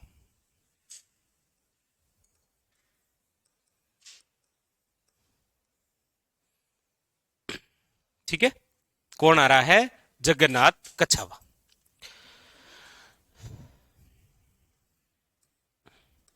बस मृत्यु हो गई इसकी। इसकी छतरी कहां बनी हुई है? मांडलगढ़ भीलवाड़ा। कितने खंभों की है? 32 खंभों की। बस।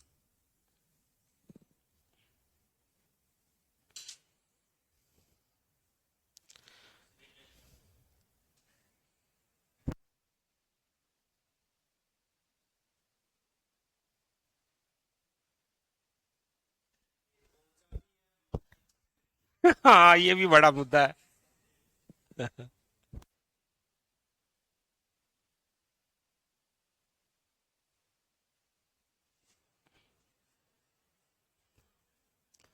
जगन्नाथ कछावा आया था अंतिम अभियान के रूप में, लेकिन मृत्यु हो गई। और इसीलिए छतरी कहां बनी हुई है?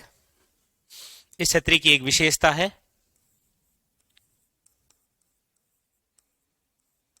हिंदू मुगल शैली का समन्वय। आप इसकी छतरी को देखेंगे तो आपको बनी हुई आकार में गोल गुबंद दिखाई देंगे, गुबंद।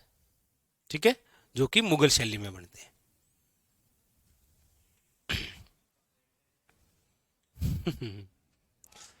अच्छा।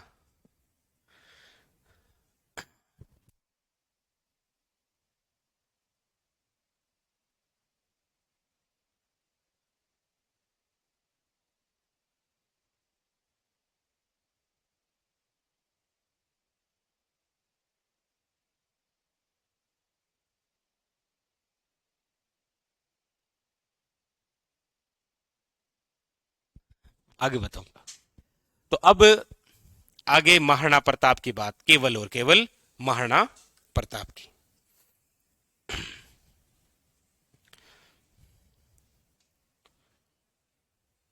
चले आगे।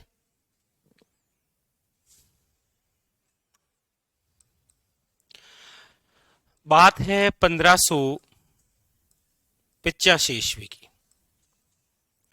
और 1585 के अंदर महाराणा प्रताप ने क्या किया कि महाराणा प्रताप ने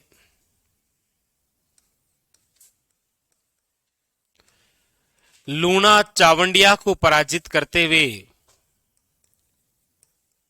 लूणा चावंडिया को पराजित किया। वे चावंड पर अधिकार कर लिया। चावंड पर अधिकार।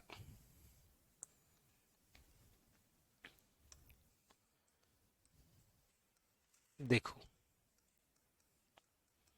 नोट,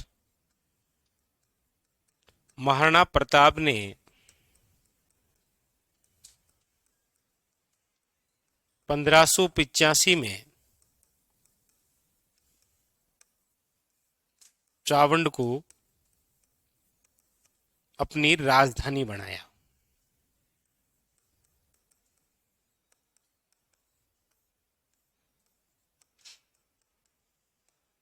अपनी राजधानी बनाया।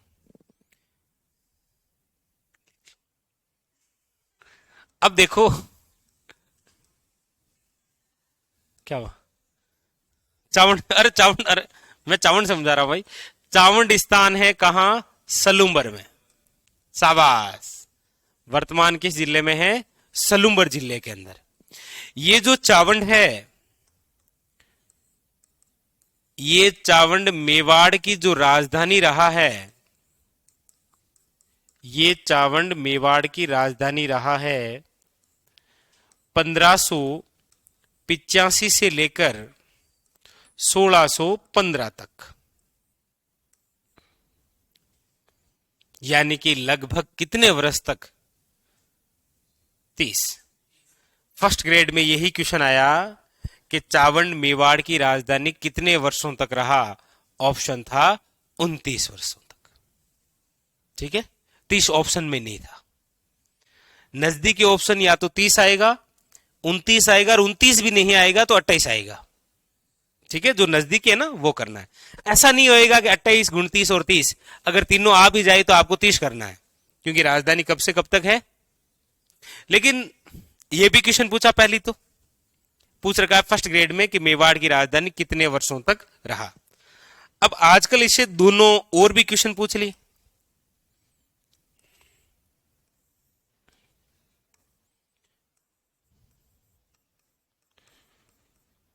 महाराणा प्रताप, जिनका टाइमिंग है 1572 से लेकर 1597,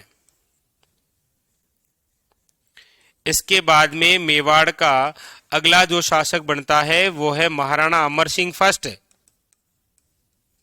महाराणा अमर सिंह फर्स्ट, और महाराणा अमर सिंह फर्स्ट का टाइमिंग है 1597 से लेकर 1620, यानी कि जो चावंड राजधानी है वो रही है 1585 से लेकर 1615 तक।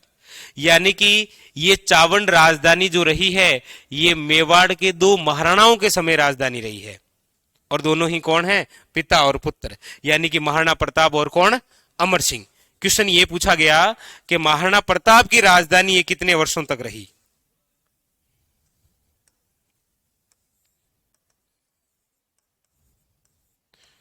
चावंड राजधानी कितने वर्षों तक रही?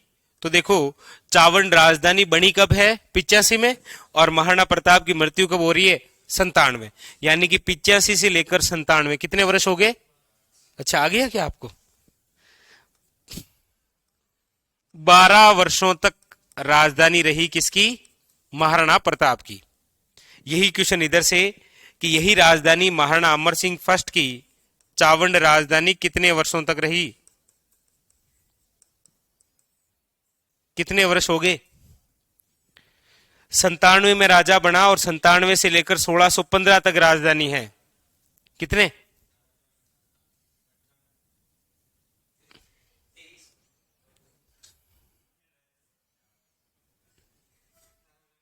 वाह, कितने वर्षों तक रही? क्या लिखूं मैं? अब मतलब यहां 23 लिखूं कि लिखूं ही नहीं? हाँ, सोचो आराम, अरे आराम से चिल्ड मारो, पानी पियो, सोचो, ये लो, आराम से सोचो, कोई दिक्कत नहीं है, कोई दिक्कत नहीं। 85 टू 97, ये टोटल राजधानी रही है 30 वर्षों तक। यदि ये किसी एक बंदे की राजधानी 12 वर्षों तक रही है तो दूसरे बंदे की ये राजधानी कितने वर्षों तक रहेगी? शाबाश, 12 और 18 जोड़ेंगे तो कितने हो जाएंगे? 30। अरे वाह, आया भाई। टोटल राजधानी चावंड कितने वर्षों तक रही है? 30 वर्षों तक। उस 30 वर्षों में से यदि 12 वर्ष महाराणा प्रताप की रही है तो बाकी कितने वर्ष? 18 वर्ष तक वो राजधानी किसकी रही है? अमर सिंह की। समझ गए? वो ये उतार रहे हैं आखिरी में नोट करके उतारना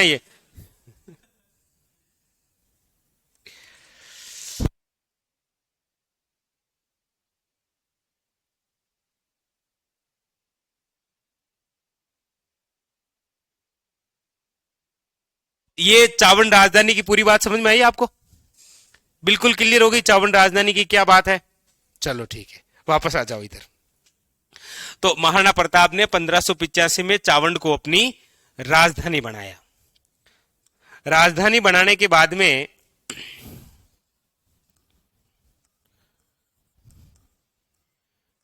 चावंड कहाँ है? शलुम्बर में।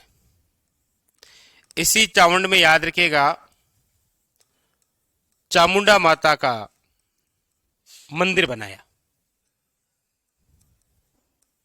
चामुंडा माता का मंदिर बनाया। चामुंडा माता प्रतिहारों की कुलदेवी है, मारवाड़ के राठौड़ों की आराध्य देवी है, महाराणा प्रताप की आराध्य देवी है और पृथ्वीराज तृतीय की आराध्य देवी है। क्या समझे? अरे चामुंडा माता पृथ्वीराज तृतीय की आराध्य देवी है, महाराणा प्रताप की आराध्य देवी है, मारवाड़ के राठौड़ों की आराध्य देवी है और प्रतिहारों की कुल देवी है। ये क्या है? अरे महाराणा प्रताप की आराध्य देवी है। नहीं मतलब अच्छा ये अच्छा ऐसे पूछ लिया। मतलब महाराणा प्रताप की ये क्या है? आराध्य देवी। समझ गए? इसीलिए चावंड देखो कितना चा चा चा चा चावंड चामुंडा माता रहेगा।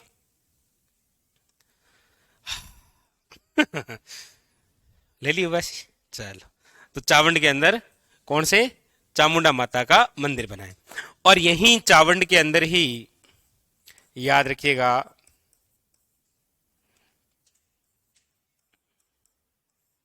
महाराणा प्रताप की मृत्यु हो गई।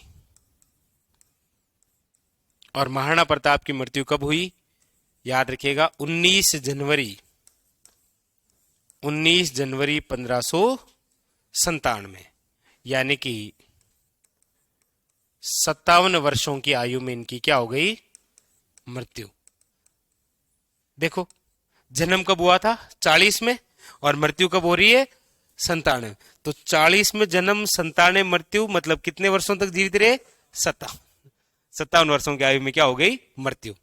इसीलिए महाराणा प्रताप की जो छतरी है वो भी कहां बनाई गई? चावंड के पास में एक स्थान है जिसका नाम है बारडोली। यहां पर एक बांध बना हुआ है केजड़ बांध। केजड़ बांध की पाल पर। अच्छा इनकी मृत्यु की वजह क्या थी? तो अब 57 वर्ष की आयु में मतलब एज में भी हो गए आप। धनुष होता है ना, धनुष, धनुष के जो प्रतिंजा बांधी जाती है, बांधे जाते हैं ना इसे, समझ गए? बस यही चाहिए मुझे। तो वो जो खींचते समय क्या है कि आंतों में खिंचाव आ गया था, बस मृत्यु हो गई। लिखो, ये लिख लो।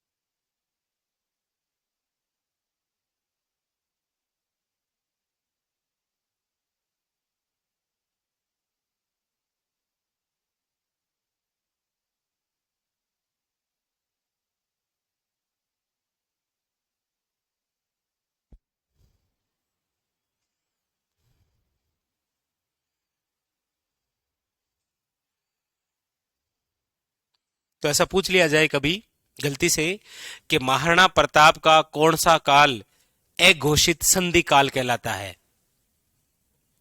इससे पहले तो महाराणा प्रताप से संधि करने की कोशिश की जा रही है ना अकबर द्वारा, तो किसके बाद में संधि करने की प्रयास नहीं किया गया? 1585 के बाद। ऐसे छोटे छोटे क्वेश्चन निकल के आते हैं। एग्जामिनर पूछता है कि महाराणा प्रताप का अघोषित संधि काल कौन सा था, मतलब जिस समय कोई बात आप नहीं पढ़ते हैं। मैंने लिखा है अभी नहीं कि अकबर ने यह भेजा है किसी को। तो 1585 से लेकर 1597 तक जो काल है वो महाराणा प्रताप का अघोषित संधि काल कहलाता है। हाँ हाँ, ना ना ना, ये बारडोली है चावंड में, ये है सलूम्बर में, ठीक है।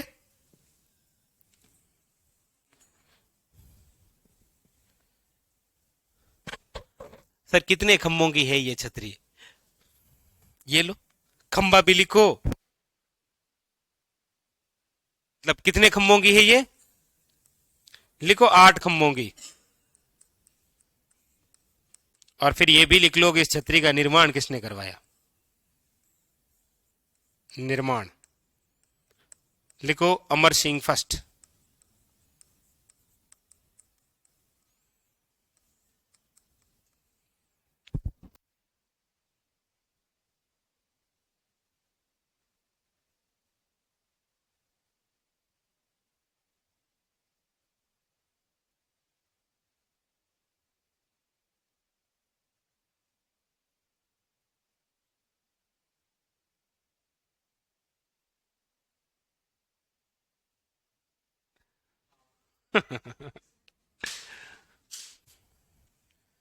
तो सांगा और इधर महाराणा प्रताप, ये लिख लिया।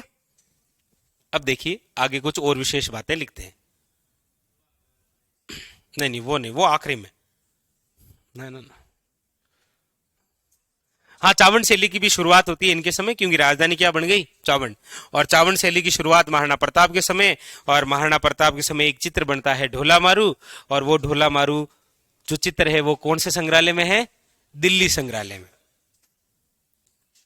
ये तो लिख लिया ना। तो अब यहां कुछ बातें लिखो।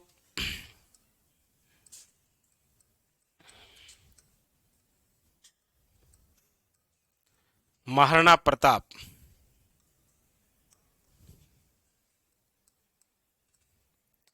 इनकी अस्थायी राजधानी कौन सी थी? लिखो अस्थायी राजधानी आवरगढ़।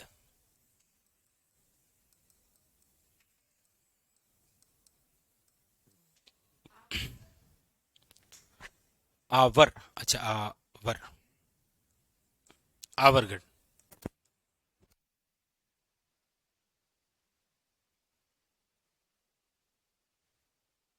लिखो महाराणा प्रताप की गुप्त राजधानी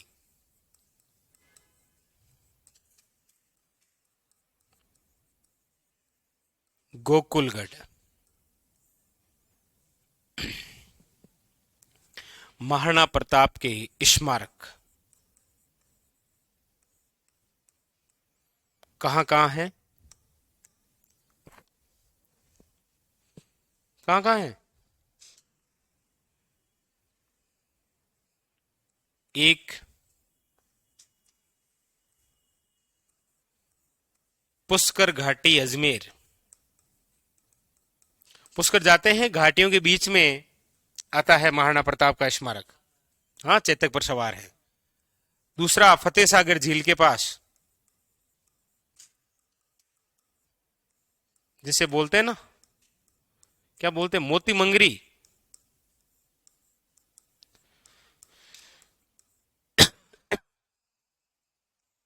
उदयपुर। और तीसरा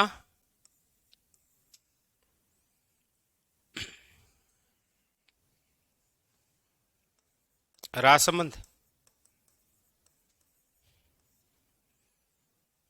ये महाराणा प्रताप की क्या है? स्मारक। बिल्कुल दीपक, ये बड़ी अच्छी बात कही आपने, ठीक है। एक ये है, एक बड़ली है। अच्छा, बड़ली पढ़ लिया आपने। बड़ली जो है ना, इधर देखो एक शब्द है बड़ली। कौन पूछ रहा है? कृष्णा। देखो इधर बड़ली, हमारे राजस्थान में बड़ली शिलालेख है, और ये बड़ली शिलालेख, बड़ली अजमेर हमारे राजस्थान का सबसे प्राचीन शिलालेख है, जिसका नाम क्या है? बड़ली शिलालेख। शिलालेख मतलब अभिलेख, मतलब अभिलेख मतलब अभिलेख की डेफिनेशन ये होती है कि ऐसे लेख जो किसी कठोर धातु पर लिखे जाते हैं। ठीक है। अब चाहे वो धातु तांबा हो गई तो ताम्र लेके लाएंगे, अगर लकड़ी हो गई तो काष्ठ लेके लाएंगे, पत्थर पर है तो क्या कहलाएंगे? शिलालेख। तो हमारे राजस्थान का सबसे प्राचीनतम कोई शिलालेख है तो वो कौन सा है? बड़ली शिलालेख, बड़ली अजमेर। ठीक है कृष्णा, आप ही से वापस पूछूंगा।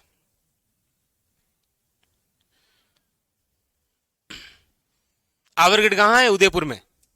ठीक है, ये उदयपुर में ही है सारे। तो बस बात कंप्लीट हो गई किसकी? महाराणा प्रताप की। हल्दी घाटी युद्ध से लेकर, दिवेर के युद्ध से लेकर, चावंड राजधानी बनाने तक। ठीक है।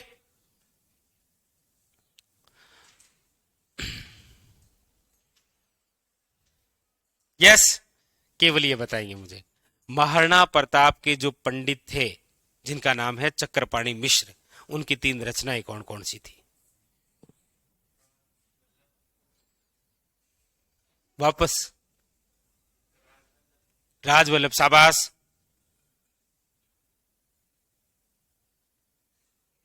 भानुवल्लभ। नहीं?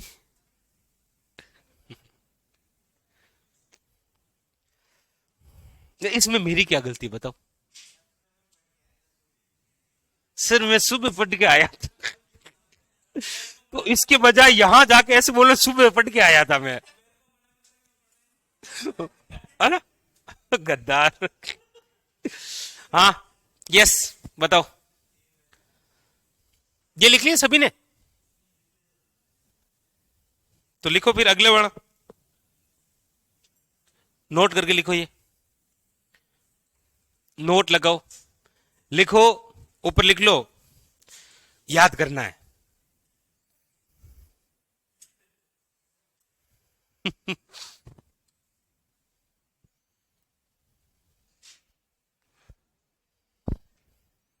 वाह राहुल, शाबाश। नहीं, अभी तो हमें यह बताएंगे वापस। अब ये इनका ये उड़ता हुआ तीर आप में से कौन लेगा? कौन कोशिश कर रहा है कि ये मैं तीर ऊपर दूं? लेकिन मैं तीर का दिशा पलट दूंगा, मतलब क्वेश्चन चेंज कर दूंगा। तो चक्रपाणी मिश्र की 3 रचनाएं थी, विश्व वल्लभ, राज्य अभिषेक और मुहूर्तमाला। अमरसार के लेखक कौन है? कोई नहीं बोलेगा, केवल ये बताए अमरसार के लेखक। बस वो दरबारी है और हम घरबारी हैं, क्योंकि हम घर के बाहर हैं, घरबारी हैं हम। अमरसार के लेखक कौन? यस, शाबाश। जीवधर, शाबाश। तो उनके और कोई दरबारी था? महाराणा प्रताप के दरबारी थे रामा सांधु और माला सांधु। महाराणा प्रताप आपको नहीं, केवल आपको महाराणा प्रताप के गुरु का नाम केवल ये बताएंगे, और कोई नहीं बोलेगा, कोई ऐसे से कुछ नहीं बोलेगा। महाराणा प्रताप के गुरु का नाम क्या है? राघवेंद्र। सारी बातें लिखा रखी है भाई आपको, इनके गुरु का नाम, इनके पंडित का नाम, इनके दरबारी, और बड़े यूनिक यूनिक सी बातें लिखी है आपको।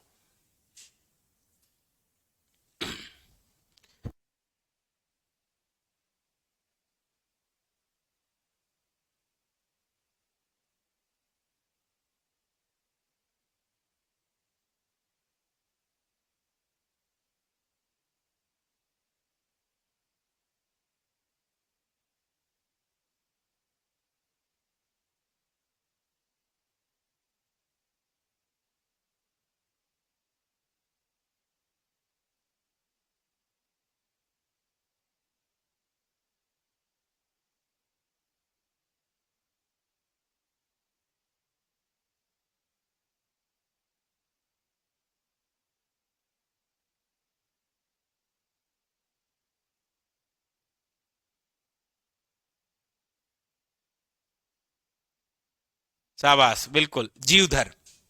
महाराणा प्रताप के एक अन्य दरबारी का नाम है जीवधर, जिसकी रचना कौन सी है? अमरसार। ये लिख लिया नोट करके?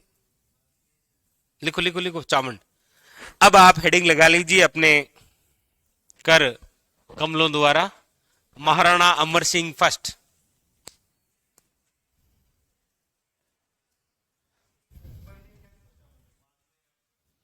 अरे रुको रुको रुको रुको रुको रुको रुको, अकबर ने क्या सोचा? अरे रुको, हेडिंग नहीं डालनी है, महाराणा अमर सिंह फर्स्ट, ठीक है? एक बात लिखनी है आपको, ये लिख लिया? नोट करके लिखो, आखिरी में बड़ा लगाओ नोट 2000 का। वैसे बंद तो कर दिया है सरकार, लेकिन फिर भी लगा लो, नोट लगाओ और लिखो, दुर्सा आडा ने, लिखो दुर्सा आडा। मैं लिख देता हूं, मैं लिखूंगा, पहले कोई नहीं लिखेगा।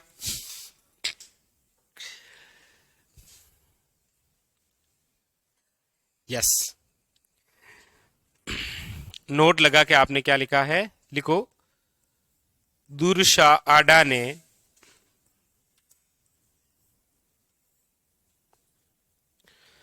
महाराणा प्रताप की मृत्यु का समाचार, लिखो, दुर्सा आडा ने महाराणा प्रताप की मृत्यु का समाचार,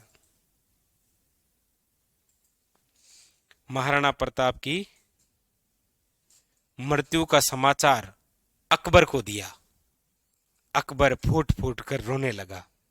नहीं, बता रहा हूं, लिखना नहीं है ये। दुर्सा आडा ने महाराणा प्रताप की मृत्यु का समाचार अकबर को दिया। वैसे दुर्सा आडा हम पढ़ेंगे, कहां पढ़ेंगे? कल्चर में। राजस्थानी भाषा, साहित्य और क्षेत्रीय बोलियां पढ़ते हैं ना, तो वहां एक साहित्यकार के रूप में हम किसको पढ़ते हैं? दुर्सा आडा को। तो वहां पर लिख लेंगे वैसे एक बात, लेकिन ये बता देंगे तो यही लिखा देंगे आपको। पूछा जाता है कि दुर्सा जो आडा है, वैसे ये अकबर का दरबारी था, ठीक है? ये अकबर के दरबार में रहा करता था। ये एकमात्र ऐसा बंदा था जो अकबर के दरबार में रहकर अकबर को हमेशा महाराणा प्रताप की वीरता की गाथाएं सुनाया करता था। इसीलिए दुर्सा आडा को क्या बोलते हैं? इसीलिए दुर्सा आडा को क्या कहा जाता है?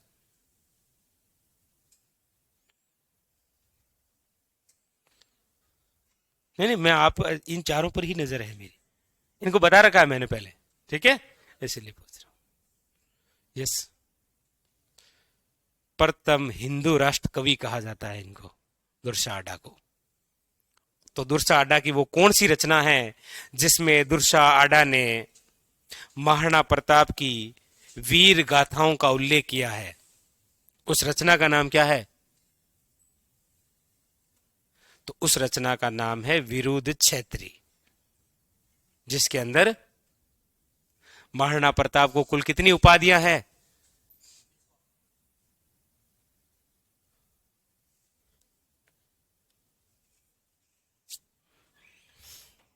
आपके लिए यही है, मेरे लिए सब साफ।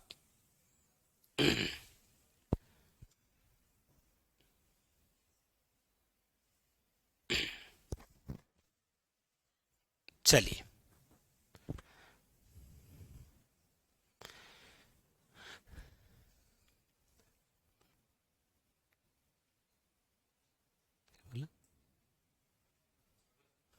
छोड़े इसको। हाँ, चलो, ठीक है। तो वो दुर्सा आडा के समय में लिखा दूंगा सब कुछ। आप हेडिंग डालो, महाराणा अमर सिंह फर्स्ट, महाराणा अमर सिंह फर्स्ट। तो सारी बात हो चुकी है किसकी? महाराणा प्रताप की। एक एक बात आपको लिखा दी है, और महाराणा अमर सिंह फर्स्ट हम पढ़ेंगे कल।